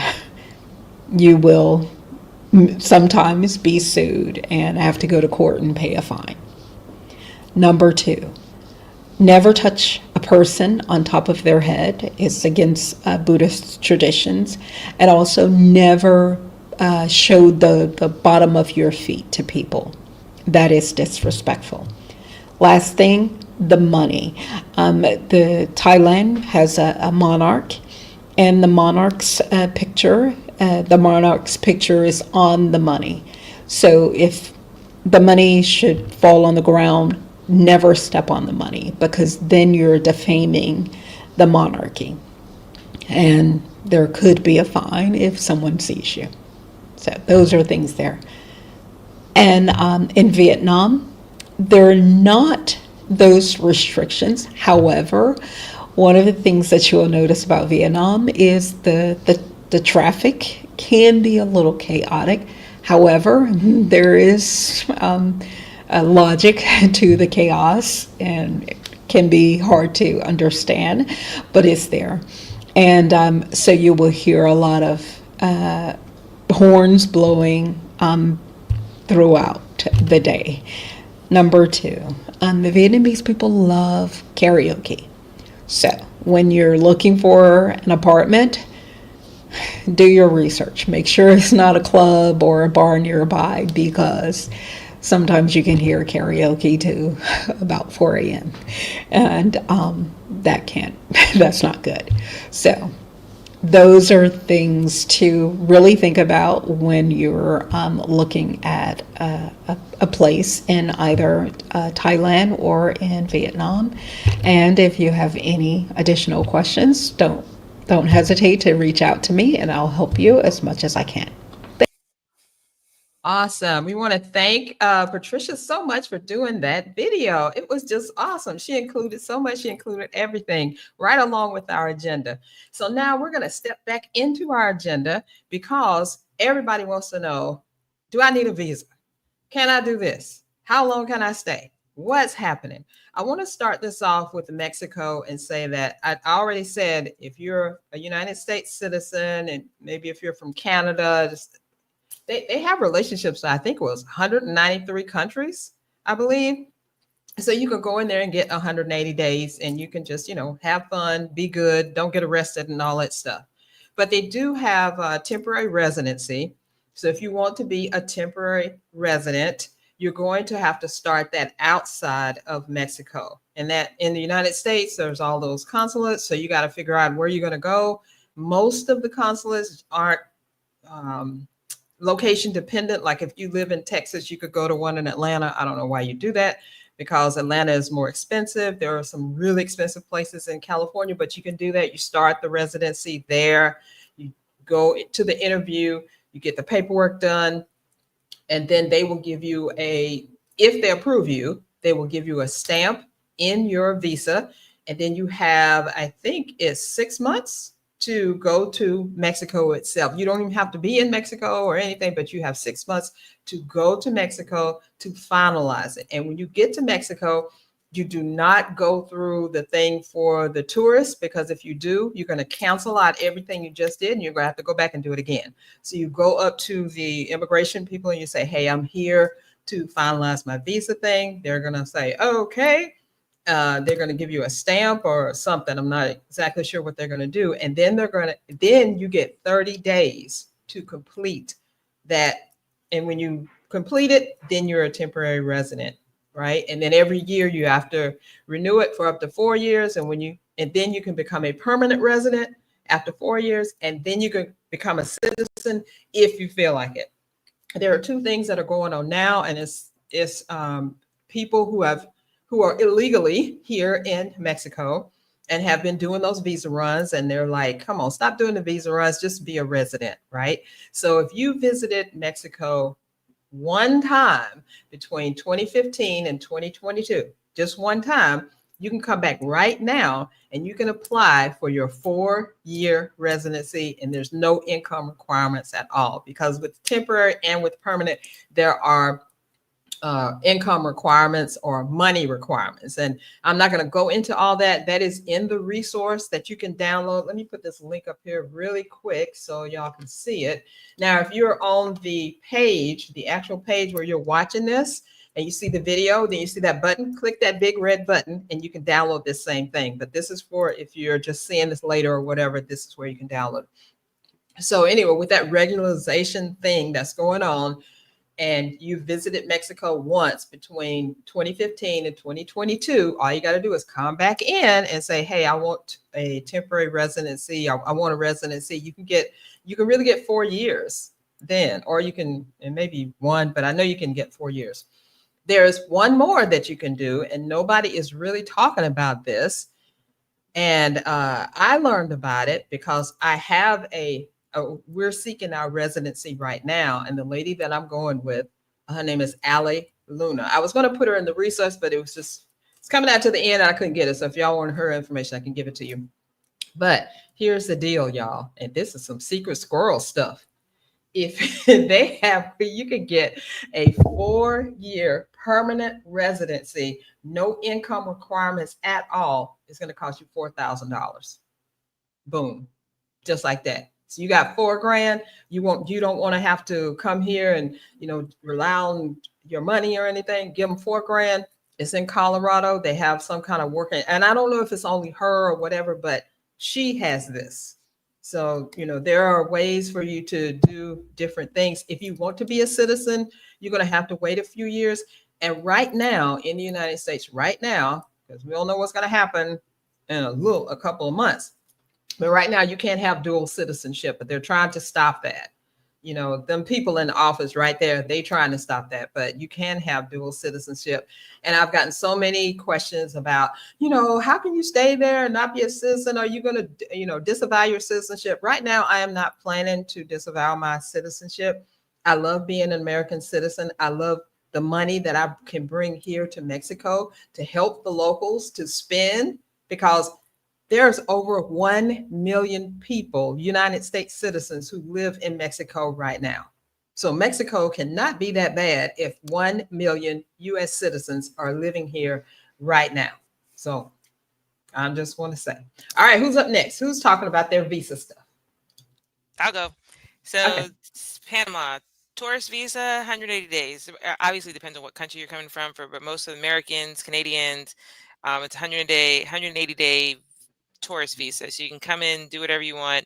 And then I think it was Natalie mentioned, people do border runs. So 175, 178. They go to Costa Rica, Colombia, go visit an aunt in the US, take a trip to Bali, whatever they do. Some literally take a bus to Costa Rica, get off, go across, spend the night, and come and come back. And then their 180-day recount starts. So that's one way people do it. There are over 50 different visa options in Panama. So I don't even want to try to explore or try to explain all of them. You need a lawyer to do that. But the most popular ones are what they call the pensionado ones, which is the retirement one. So if you can show, it's not a retirement one. If you can show you have a lifetime income of over $1,000 per month, you can get permanent residency. And then it's $1,000 for the main person, and then $250 for anybody like your kids or your spouse. Then you have a digital nomad visa. You also have you can start a business, a Panamanian business that will get you. So it roughly costs is around $5,000 to open your business of consulting Americans of being, human. I don't know, whatever your business is. It doesn't have to be a business that runs. You can have a business if you actually want to run a business, or if you want to just have some kind of legal status here. And the $5,000 is mostly the fees of setting up, incorporating, and doing the taxes. Then you have resident. Then you have the more where you invest money. You can buy property. You can invest in the stock market. You can buy some forest, and that gets you residency. There's so many different options.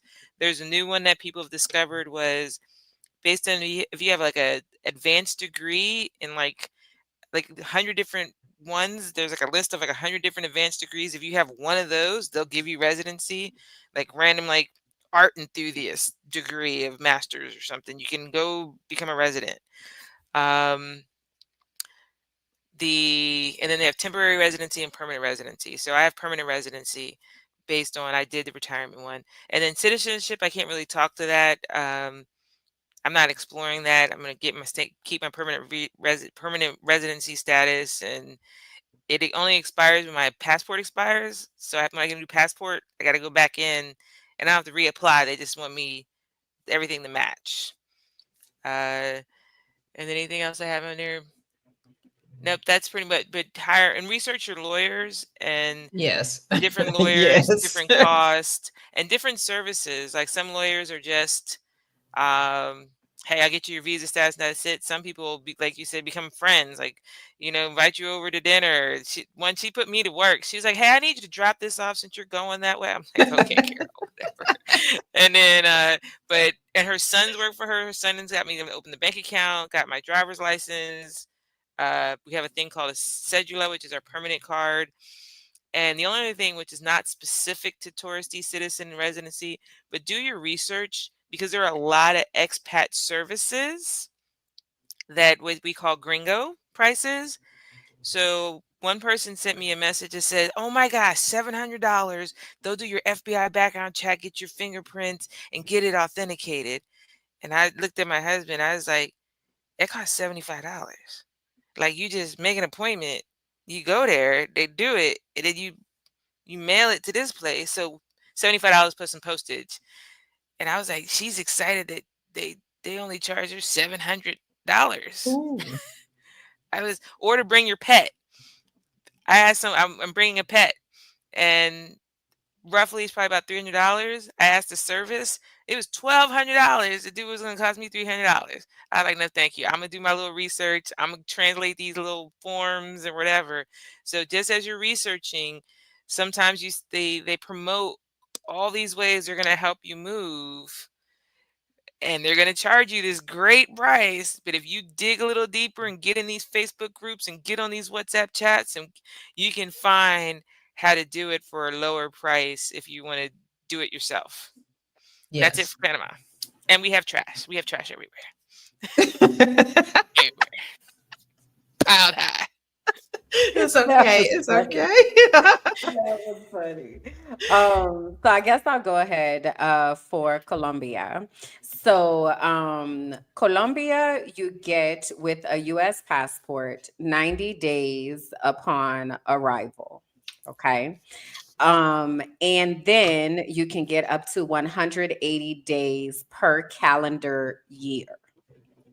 So after 180 days, you have to leave or you have to start a different visa process. All right. But just with your passport, there's no cost or anything. You show up, you get 90 days. You can also do what the people call a border run within that time. So you can leave close to your 90 days, come back and get an additional 90 days. But again, it's only 180 days per calendar year. So a lot of times what people will do is they'll come in the second half of the year. And so July, renew in October, leave in December, come back in January, renew in March, and then leave in June. By that time, you got to figure something else out. All right. Mhm. So the other visas that are available, student visas. So again, if you enroll in an approved course to be able to learn Spanish, business visas, land. It's a whole list of them. Okay. I did want to talk though about the digital nomad visa because it is a newer visa and it is fairly easy to get.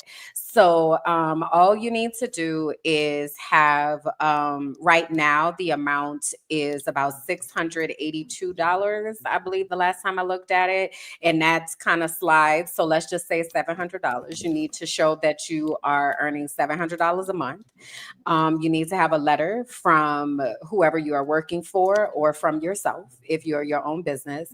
And then you need to have global health care. And that is it.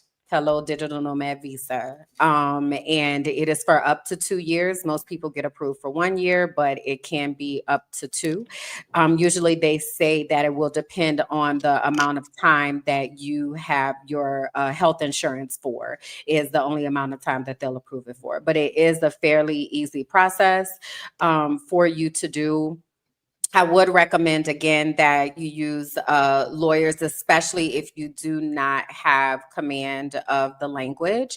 But also, again, to Michelle's point, be very, very careful about attorneys. So I just had to troubleshoot a visa situation recently, and for something that is costing me $100, people tried to charge me as much as $1,200.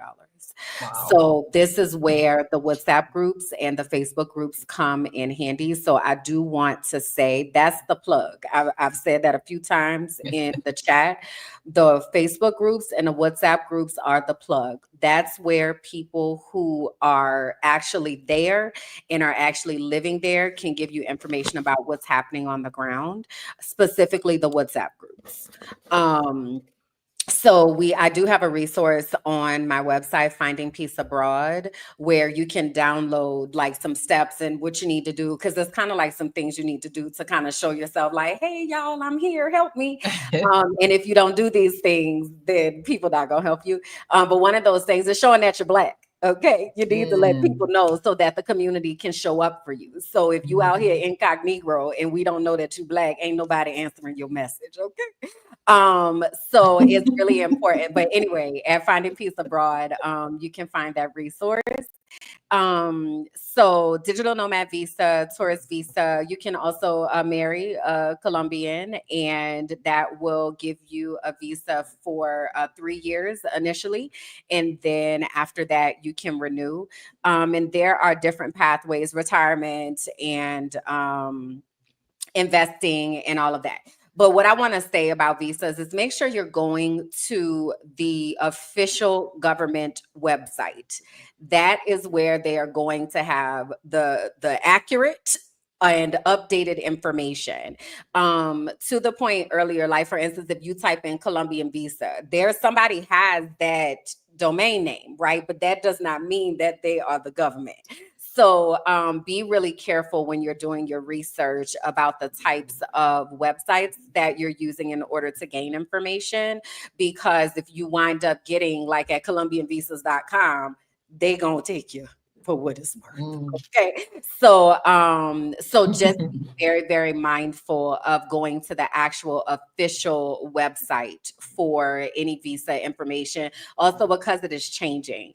Countries they're looking at what's happening in the US. And right now I was just watching a video. What's the lady's name? Kim with the gems.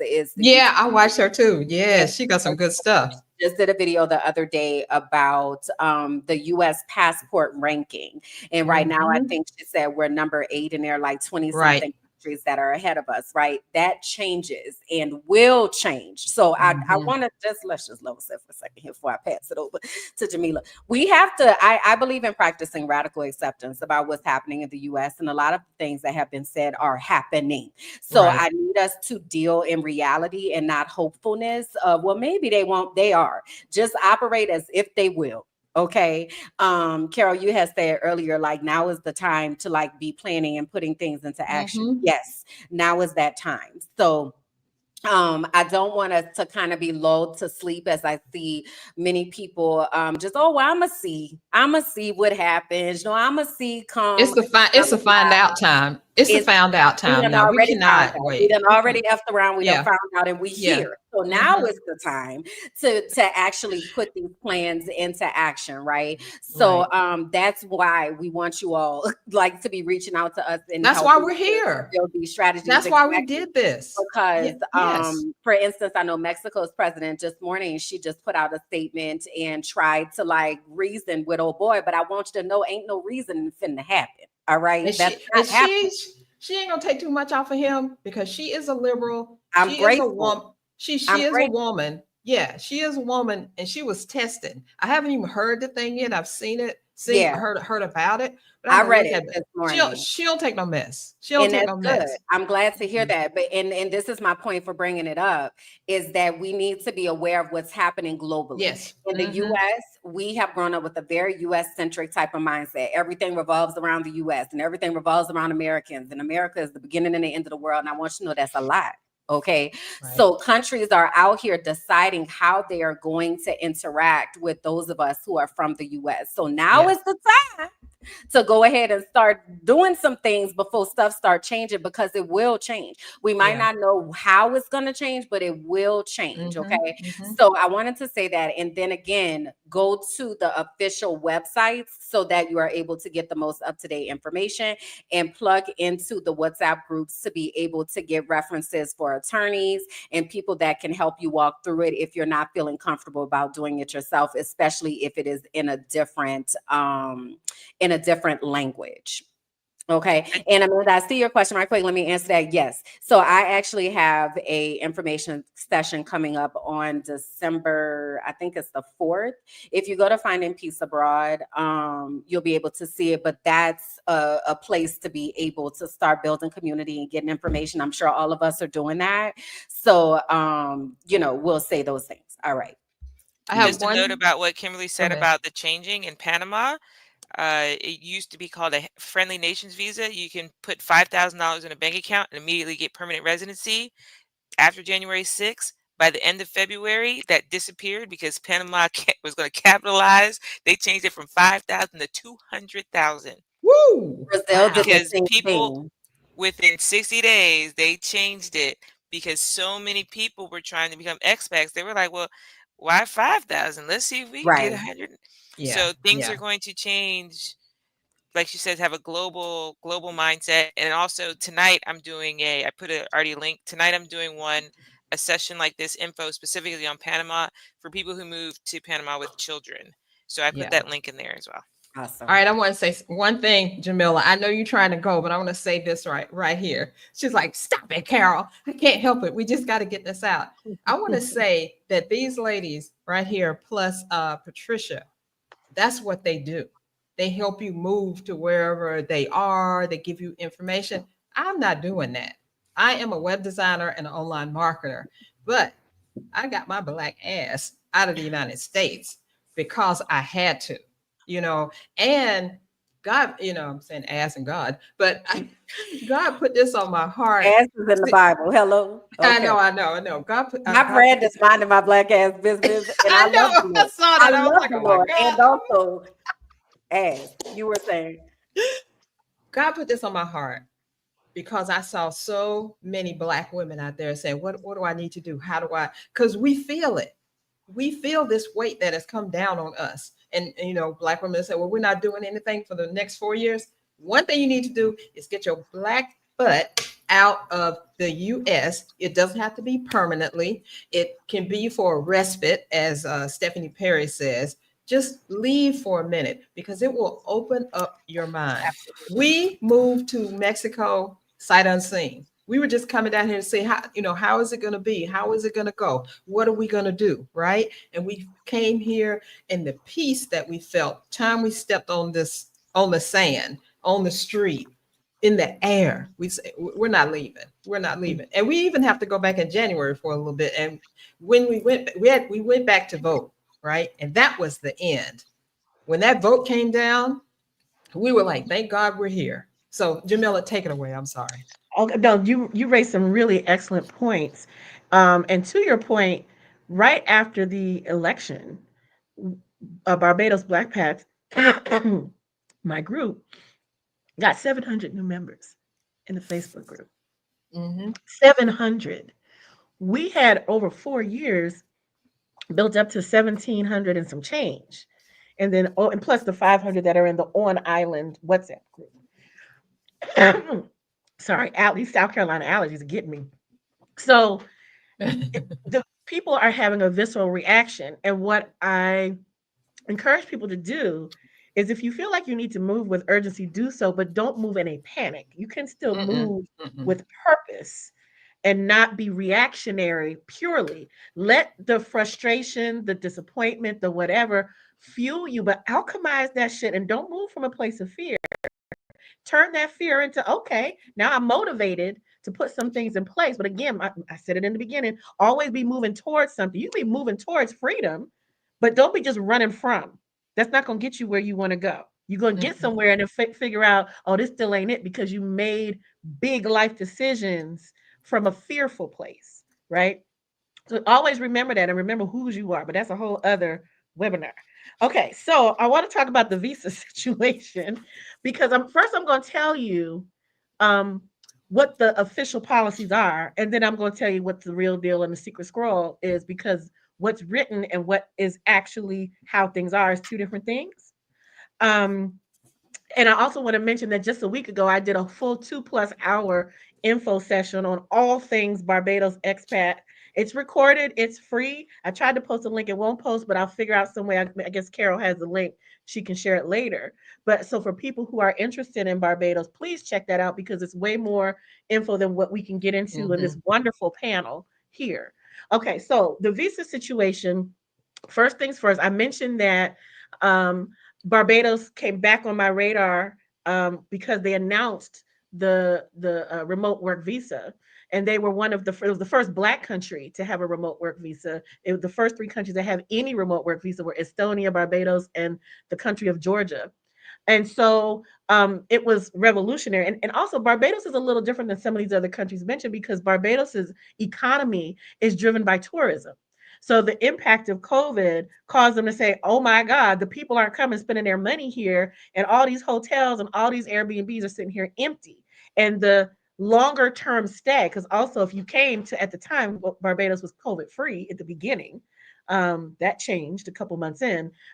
And they were like, how do we get people who will stay longer than 2 weeks? Because we got to put them in quarantine, full quarantine. Don't leave your hotel room, quarantine for 5 days. So how do we get people to, to come beyond that? So the welcome stamp visa, like who doesn't want to work in quote unquote paradise? That was the marketing behind it.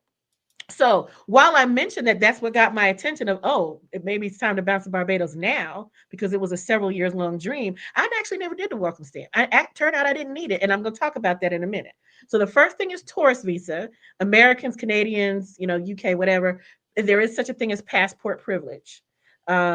Where people from other nations, African nations, sometimes other Black and brown people nations can't just flow freely in between countries the way that Americans can. And so someone mentioned about disavowing the US and giving up citizenship. They'll think real carefully before you do that.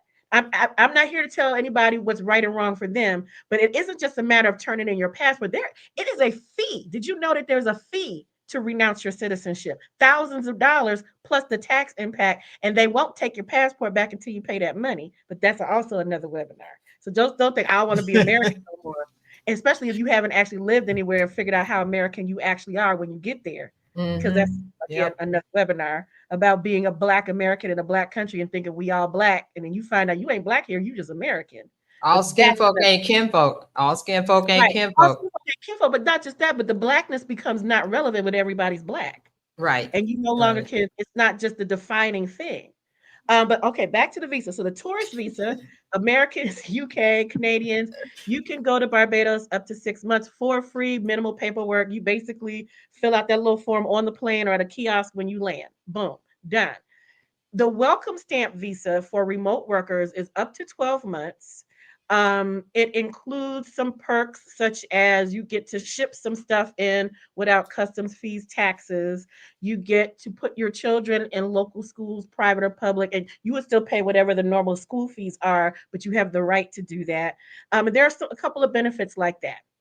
You don't get health care, whatever. Matter of fact, you have to check a box on the form that says you have health care, and you have to check a box that says that you make at least $50,000 a year US. Again, they just ask you to check a box. Nobody's checking your papers. And I need people to understand the mentality in Barbados is we want you here to come spend your money. We're not going to make it hard for you. We're not going to bother you about all the paperwork. Just say that it wink, wink, nod, nod. Long as you're not relying on our government to fund your lifestyle, to pay for your health care, and that you're not going to become, unhoused and be begging on the street. As long as you got that, we're pretty much going to leave you alone. That's kind of the welcome stamp visa, right? And it gives you a legal status for up to 12 months, and it's renewable 3 times for 3 years. Now, a couple things I got to say about that in 2020, 2021, when it was a brand new thing, it was a novel thing, it made a lot of sense. And also Barbados was one of the first ones out there. And the price point is kind of steep. It was $2,000 for person US per year and $3,000 for a family. It's no longer competitive like that. In 2024, everybody got a digital nomad or remote work visa, and it's sometimes just a couple $100. So you got to weigh the benefit with the cost. So here's what most people found when they got to Barbados. And I went first as a tourist because I was like, before I pay for this welcome stamp, I need to make sure I actually want to stay here for 6 months, 12 months, or whatever, because I've only vacationed places. I've never lived outside the US. So I gave myself a trial run of 6 months, which was the same amount of time as the instant free visa. And I said, that's enough time to know whether I really want to live here. I didn't take that long to know that. It was like 2 months, and I knew that this was home to my heart.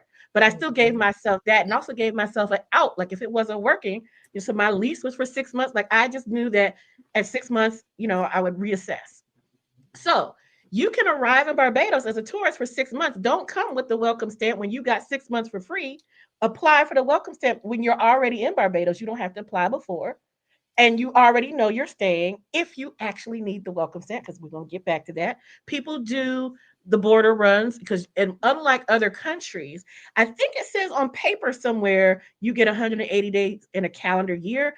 Nobody pays attention to that. You leave, you come right back, they'll start your 6 months all over again. Or don't leave at all. Just go down to the immigration office, pay a little $20, $30 and get another 6 month extension. They're not tripping. They want you here. They want you spending that money on the island. Long as you don't try to get a job on the island, that's when you have issues. You cannot work on the island on a tourist visa or be employed on the island locally Right. on a tourist visa or on the remote work welcome stamp visa. So a lot of people like, I'm just going to go to this country and get a job. Honey, it don't work like that. Even if they have a job that's open that you're qualified for, the employer is the one that has to sponsor your work permit, not you. Right. You just go to an office and say, give me a work permit, please. I'd like to get a job as an accountant. No, ma'am. The employer has a sponsor. They can only get permission from the government to sponsor you after they have proven that they cannot find a Barbados citizen and long-term legal resident to do the job. Even if that was the case and they can't find anybody, that's a long process just for them to be able to get approved to bring you over. Your best bet, if you're not a citizen, is to have remote work. There are some exceptions, but that's the most likely path. So then there's the long-term residency, which you have to be on the island for several years before you can even apply. There are some exceptions that can allow you to apply immediately, such as, marrying someone, or if you have property, if you buy property in the amount of $300,000 US or more. That's a quicker path for a lot of people because it's easier to buy a house at $300,000 than to wait for that long process. Or you could be a what they call a high net worth individual and invest a certain amount, a couple $1,000,000 onto the island, and bing, bang, boom, suddenly you're a permanent resident. So you can buy it basically. So there's that.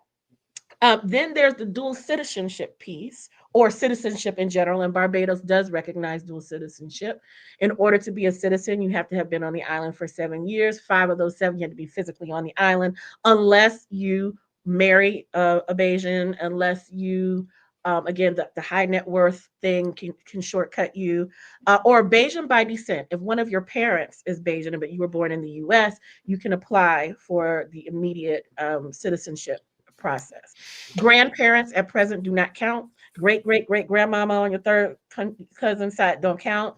So there's a whole process for that. Now that's the official stuff. I want to get back to the border run, and I want to get back to whether you even need the welcome stamp. So I mentioned that people were just coming as perpetual tourists. I had friends who were there for 3 years, never even left the island, not once for the entire pandemic. They just kept renewing their tourist visa, on a first name basis with the people at immigration, like, hey, Barry, I'm here. Give my stamp. Here's my money. All right. See you in a couple months. I mean, they're not going to give you a hard time about it, at least not in Barbados.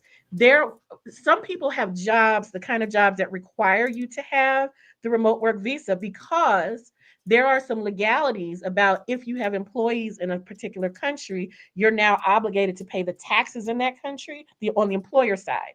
So the welcome stamp visa gives your employer, if you're employed traditionally, a pass that says you don't have to register and pay taxes here. So some employers might have a requirement that you have something other than a tourist visa in place if you're going to remote work there. I will also tell you, I know that there are members in our community whose employers know that they work remotely, but don't know that they're working from Barbados. And I'm gonna leave that alone, but it's always like, hey girl, don't tag me in no pictures because I'm incognito. They say I can work remote, but they just don't know where I am. That ain't none of my business, right? But there are people who do that. So the entire time I've never been on the welcome stamp. And also the welcome stamp was only renewable for 3 years because they didn't know how long the pandemic was going to last. And so technically it expired at the end of 2023. Again, I say technically because Barbados is not going to put you out because their paperwork has expired. They have not decided yet to officially extend it. They just said they're telling people just renew it, and they've approved it. And they're just basically like you on a month-to-month lease or year-to-year lease with Barbados. They have not officially decided to say that the welcome stamp visa time that you spend on that visa will count towards your permanent residency. There's talk about it, but it's not encoded into law yet. So they have people who came in the first wave of 2020 who are on the original welcome stamp visa, have renewed the maximum number of times and are still there. And Barbados is like, yeah, just fill it out again and pay the fee again, and we'll figure this out later. So that's kind of how things go in Barbados, which is not that uncommon for the culture in the Caribbean. So what you read on paper on a website is important to know, because even if you are in a gray area, you still need to know what the rules are. But they want you there. They want you spending their money there, especially Americans, Canadians, UK. They're going to make it easy for you to do so. They're not going to threaten with, throwing you out because they want you there. So it's just things to consider. And I always tell people, unless your job requires it, and this is my personal opinion, I'm not an immigration official or an attorney, but I do have a whole lot of experience having, lived for several years and managing a community of now almost 3,000 expats. I'm pretty familiar with how this works on boots on the ground. So what I tell people is go for first as a tourist, even if you plan to stay long term. You can sign a 1-year lease as a tourist. You can buy property as a tourist. There's no foreign penalty on foreign investments on property or other investments as an American or any country. So you can just go and buy property. Or you can go get a lease. So that is separate from what your tourist status is. You can come as a tourist for 3 months and still buy a property or still get on a 1-year lease. So I, at one point, had a 1-year lease, and I would just come and go as I please, come and go to the US, sometimes go to other islands. For my 50th birthday, I went to, Europe and Africa. I went to South Africa and a bunch of other places and came back to Barbados. The only time when you don't have permanent legal status, you might run into some issues at the airport outside of the US, outside of your home country and Barbados. Like these third party countries are going to be like, they'll say, I don't want to get in trouble for letting you in without a return round trip ticket and not having permanent status. So there are ways to navigate that, such as put a flight on hold on American Airlines and be like, here's my return. And they're like, just go on ahead. Basically, the person at the counter don't have no authority. They just don't want to get fired. If something were to happen and you were to be commit a crime and they were like, how did this person get in? It's not that deep, at least in Barbados. Yeah. Other countries, they want you there. One other thing that wasn't mentioned that I need to talk about is the currency. It's tied to the US dollar. The technical amount is something like almost 1.2 something something, but in everyday life it's a 2 for 1. 2 Barbados dollars is 1 US dollar. They do accept US currency pretty much everywhere. And the other thing that no other country can say is the top 3 government positions: prime minister, deputy prime minister, and president of Barbados, all 3 Black women. Tell me where you're gonna find that at. We running Woo, things. all right now. Things. That's That's dope. like an equivalent of the United States would be the president, vice president, speaker of the House. The 3 Right. most powerful positions, Black women running things. And Mia Motley, the prime minister, is out here on the world stage at the UN. She's on Time magazine. Like I said, Barbados is tiny, it's small but mighty. What Barbados does with what it has was such an eye-opening experience, because I'm looking at the US like we got all this money and we still can't even get health care for real. So Wow. there's that. Just a note about the different visas. I put it in the chat. Also, research the taxation laws of whatever country Hmm. you're considering. Are they going Yeah. to tax income that from the U.S.? Tax income there? Are they not going to tax you if it's made in the U.S. and not there? So just research the tax laws. That's a really good point. In our group, we're doing it now with all of this interest, a series of info sessions, the general ones and then specific topics. The one that we're doing in the January, February frame is we have an international expat taxation expert coming to talk to us Mm, about what are the nuances, because when you're in a certain country for a certain amount of time, you might right. have put yourself into a different tax situation. And so we're going to Hmm. actually have somebody come and talk about that, because don't nobody want to play with the money. You want to And mess up. No. where can the people find that? Me being people. Oh, BP and people. Okay, so I post everything in our Facebook group. It's free. It's the Barbados Black Pats. Black Pats is short for Black Expats. And we also then have an online community, on WhatsApp community for people who are on the island. People who aren't yet in Barbados or don't have like a confirmed arrival in the next couple of weeks can't get in the WhatsApp group, because then they'll just get in there asking all the newbie questions and make everybody Right. mad when they're just trying to figure out where they're eating and what event they're going to, and those kind of things. A very different need, or 2 different audiences. In my Facebook group, it's everybody, both the people who are thinking about moving, planning to move, people who have been there for years. And we also have a growing number of repats of people who are from Barbados citizens who lived abroad for 10, 20 years, come back to Barbados and be like, okay, but I'm also very American now and I need some, re-entry cultural and Right. other help. So they're Yeah. in our group as well. And we have also a growing number of Black Brits. We got everybody: Black Australians, Black French, Nigerians, Eritreans. We got everybody in our group. And the That's common thread is good. Black and in Barbados. All I right. love that, And now especially we're the moving on, international right? resources. Is with that. So I would love to be able to share that in my spaces as Sure. well. Sure. So yeah. All right, everybody. We are finally going to leave. We're finally going to be done, but we're not really done. We're just done with this. Do y'all realize we've been on since 11 o'clock? A And, I, lot to and it's talk been over about. 2 hours, but there's so much. It's It's like, so and we're much. still just scratching the surface. Yes, it's not, Yeah. it's so deep. There's Yes. more visas, there's more everything. So Can I I make encourage, a? I know you're yes, trying to. go. I just want to make No, one. I go, have my go. one. I have a circle. I just want to say it because there's a lot of the Okay. things about how do I plan what a checklist. So I just want to say what helped me after you research the countries and all that other stuff. What helped me is because you have to do that budget. Is I made a month to month of what task I needed to complete to move. Because unlike some of them, I move with a 40-foot shipping container, and I had a kid. Mm. Is a month to month and also include the cost if it includes that task so you can budget accordingly and then what income you're going to have because that helped me. I was like, August, I know I have to pay for this. In September, I got to pay Yep. for this. In August, I got to pay for this. I got to buy these plane tickets, this.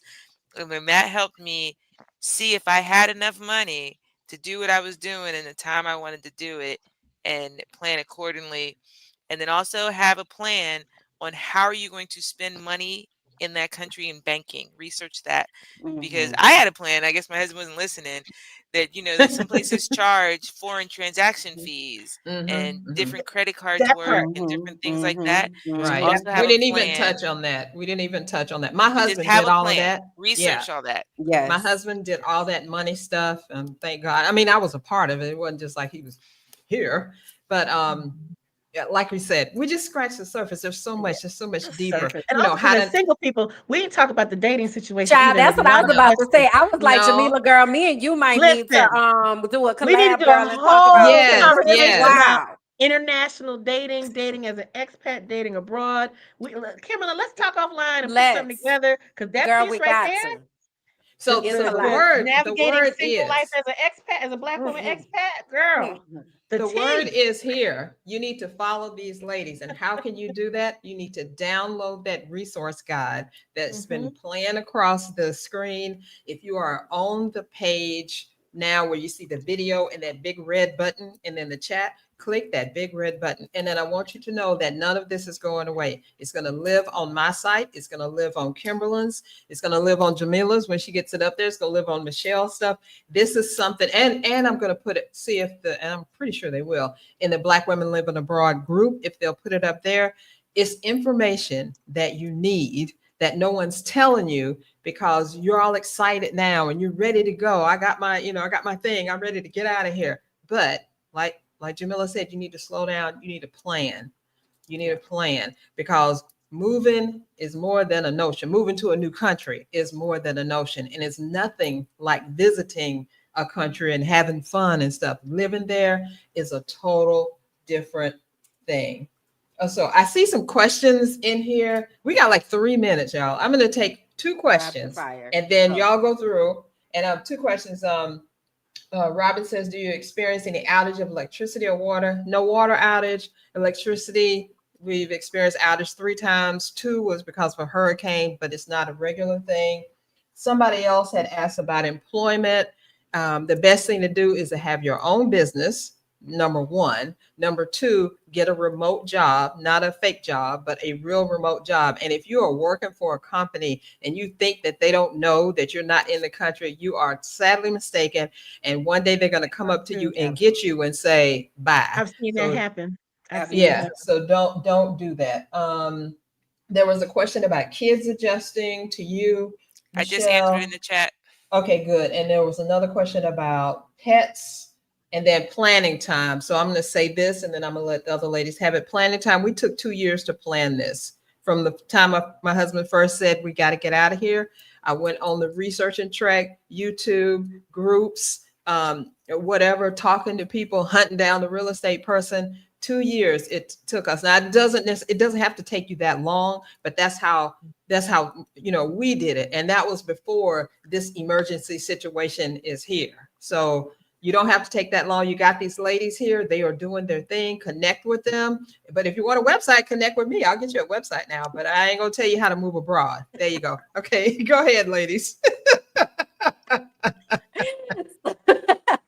I wanted to answer the infrastructure question basically. So Colombia, there is Medellin is won an award for one of the most innovative cities. So outages and all of that, they're very one-offs that something might be happening or somebody hit a transformer or something like it's just stuff like that, but it is very much reliable. So I wanted to chime in on that. And what was the other question? Okay, The Michelle. time it took for you to move. Time it took to move. So it took me personally 6 months. My cousin just got here in August. It took her 60 days because I was like, okay, let's sit down. Let's get it popping. Like, so it does not have to take a long time at all. The hardest part is deciding.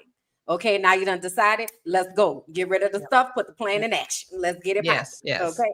So Yeah, if you have location independent income, if you already have that in place, it's a quicker process than if you have a in-person job and you're trying to figure out how you're absolutely. going to support yourself when you Mhm. move. So for me, the actual time from the day they announced that welcome stamp visa, and I was like, wait, hold up, wait a minute, to the actual time that I moved was about 3.5 months. And that's only because there were certain things I wanted to wrap up. I had a business project I was working on before I moved, but it took me years to get ready to be ready. Remember when I said I started Right. off with wishing I could move abroad to deciding? So me changing my business to virtual took a little bit longer, but I also didn't have the kind of resources that are available now. There wasn't all these support groups. There wasn't a Correct. Exodus Summit that started in 2020. A lot of these Facebook, there were always Black expats, but just having the availability of checklists and resources and workshops.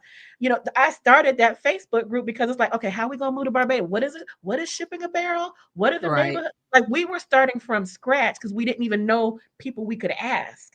You all don't have that. You have all of these resources and all Right. of these Facebook groups and coaches and people who can help you with a one-on-one creating a plan. I think everybody here but Carol does that for their destination. I do So take websites. advantage. And she does websites. But I'm also going to say this before you hop in somebody's inbox with some questions, please read Do or your watch the research. free stuff that they have already compiled for you. Because just like you felt frustrated, you wanted to rest after the election, so do we. But thousands of Amen. people jumped in our inbox asking the same questions, which is how this beautiful panel Yes, yes. came together. That's how I came. So Yeah, all we're that's how this saying came together. is we're here for you and the communities are here for you, but pull your own weight first. People want to help you. People are Mm, so generous with the free stuff and also the one-on-one paid stuff. But at least show that you Googled the question or Some. come with a question that and not ask the question that's already been answered in the free resource for the person that you are now asking for their time because it's not just you asking, it's every friend that they have. Say, oh, right. I think I now want to move. Plus, everybody on the internet is in their inboxes, in our inboxes. And all we're saying is please give us a little grace because we also experiencing the same emotions that you're experiencing in that Yeah. election, no matter where we are. Just give us a little grace, be patient, and please take the time to look at did we already answer your question somewhere. So that Amen. way, also for the paid services, you can get more for your money because you don't waste time on the stuff that you could have got for free. Correct. That's right. All Amen. right. Amen. Real quick, everyone, tell everyone where they can find you, get in touch with you, and I will start. If you want a website, go to csicorporation.com. Go. Somebody, anybody. Oh, okay. Kimberly. Barbados Black Pat. You can find us on Facebook. If you want follow me on social media, it's Inspired Jamila, or you can just look me up on Facebook under Jamila White. I also do one-on-ones as well, and it's outside of this expat stuff. I am a life coach, I am an author, and I'm a psychic medium. That's the business that pays me. So if you want to set that up too, you can follow me through those channels and contact me through my website, JamilaWhite.com. All right.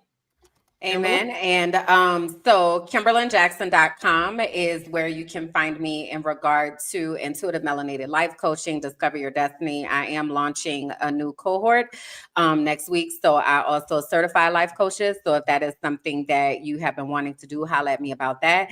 Other than that, minding my black ass business on all the platforms, mindingmybblackassbusiness.com. We have merch. Go ahead on and tap in. All right. We got some Black Friday specials coming up and such. Because that's all we be trying to do is mind our black ass business. Okay, so holla at me there. I'm trying to get to 1,000 subscribers on the YouTube, so go on and subscribe. Okay, we had like 820 maybe. All right, so go ahead and subscribe to Mind My Black Ass Business. It is the space to be able to experience healing, community, and you can learn a lot more about me and my story and what got me here. All right. Michelle. Me, I'm a little more low key. I'm retired. I ain't doing nothing. So that's why I'm all on these chat groups, laying in bed, just like, oh, I know the answer to this. Oh, I know the answer to this. Oh, I know the answer to that one. Oh. So I guess the ways where I lurk the most is Black Expats in Panama, the Facebook group, Charlotte Horn. And I'm Black Expats with Kids in Panama is another group. And Black Women Expats in Panama are pretty much the three that I'm just answering questions. And I also mentioned previously Black Expats in Panama. Charlotte Van Horn is the host of that this evening at 7 p.m. If anybody's specifically interested about Panama, she's actually going to have a lawyer on, a school administrator, and 3 other families who moved to Panama with children. And I think it'd be good information also if you don't have kids, because it's going to talk about the visa process and moving. Let me see if I have any other. And the last kind of, I'm not a life coach, but one of the things that kind of irks my nerves when people come in there in my DMs and my PMs and say, hey, it's not safe there, so I don't understand why you recommending it to people. And I was like, who said it's not safe? My cousin Willie. Well, has your cousin Willie lived abroad, moved out the neighborhood, left or No, whatever, no. da da da da da? Like, what? No, he was watching Narcos. Nah, I done told Right, why you is your cousin earlier. right, yeah. Willie, who lives in an apartment building with his grandma, telling you that you can't move to this country because it's not safe and someone's going to kill and rob you and kidnap you? Because so many people, even people I work with, are so concerned I was going to get kidnapped. Nobody's kidnapping a Black female over 45 because they don't. I had to pee a lot. I need my Motrin. My I knees know that. hurt. And what, they gonna sex traffic me We are before? not the target With my audience. pooch? Like, what's it? No, No, no. who's Yes. kidnapping Uh-uh. me? They're not So, kidnapping, but even the places that kidnap, which is a few and far between, they ain't kidnapping no Black women because who paying that ransom in the United States? Nobody. and And they ain't then gonna they're sex gonna get traffic me. tired My of us knees and bad. My knees bad. Like, they're gonna get tired of us and give us back because and I they pee a want young lot. people. So, but so many people, just really surround yourself with people who are going Yes. to answer the questions and not those naysayers. And because some people are just really think I'm bat crazy for Dream leaving, killer. Same. and Oh, they yeah. like, That's right. oh, That's and right, Michelle. I just had to limit those folks. Even Yep. my closest friend, she don't say it. I know she think I'm crazy, but she don't say it because she loves me. Mhm. But I had to limit myself from those naysayers to Absolutely. and get around like-minded people, because if Right. I That part. listen to naysayers, I'd still be sitting in Florida and my kids being called all kinds Yeah. of stuff. That. Yeah. Right. I'm And not a Well, see, fan of the move in silence piece, but be discerning about who you share with and when, yes. because dream Yeah. killers are not strangers. Dream killers are always the people that's closest to Come you, on, say that. because otherwise they're not even in your ear. And it's the ones who Mm-hmm. will always say something about, well, they mean well. Most dream killers are not mean people. They Yeah. mean well, but they are very Mm-hmm. limited in their perception of what's right for And you knowledge. And and what is knowledge. quote unquote safe. Because for Right. Yeah. some people, safety looks different for different people. For Yeah. Correct. some people, safety means I'm in the same neighborhood I grew up with a 9 to 5 that I don't like, but ain't going nowhere. And that's safe for them. Right. And I respect that. But that's not what safety looks like for me. Safety Mm-mm. for me means being free. All right, we're By gonna the start off beat. on a whole. We're I, gonna get off on a whole nother tangent, y'all. I I know. I want was about to say we're I gonna have know. to have part 2, 3, I and 4. know. We need a Jamila, part I'm two. girl. We got the connect, girl, in all of yes, this. Yes. and I'm yes, but available This because I'm was so retired and I just fun. lurk on Facebook. Just there you go. Period. I just wanted to say Period. thank you, thank you, thank you Yes. to everyone, including Patricia, who sent that video in, who Hey, took that Patricia. time. Yes, yes, big up to Patricia. Thank you to everyone who's here, who stayed with us. We still have 59 people who are online with us right now. For the And whole thank time. That's amazing. I know. And thank you to everyone who booted those crazy people out who are trying to talk mess, because we're going to see how much mess they're going to be talking in March. I'm just going to leave it right there. But thank y'all so much. And we will talk soon again. Another Thank thing we don't even know. you. Okay. Thank you Bye so for much, now, guys. everyone. Bye, y'all. Bye.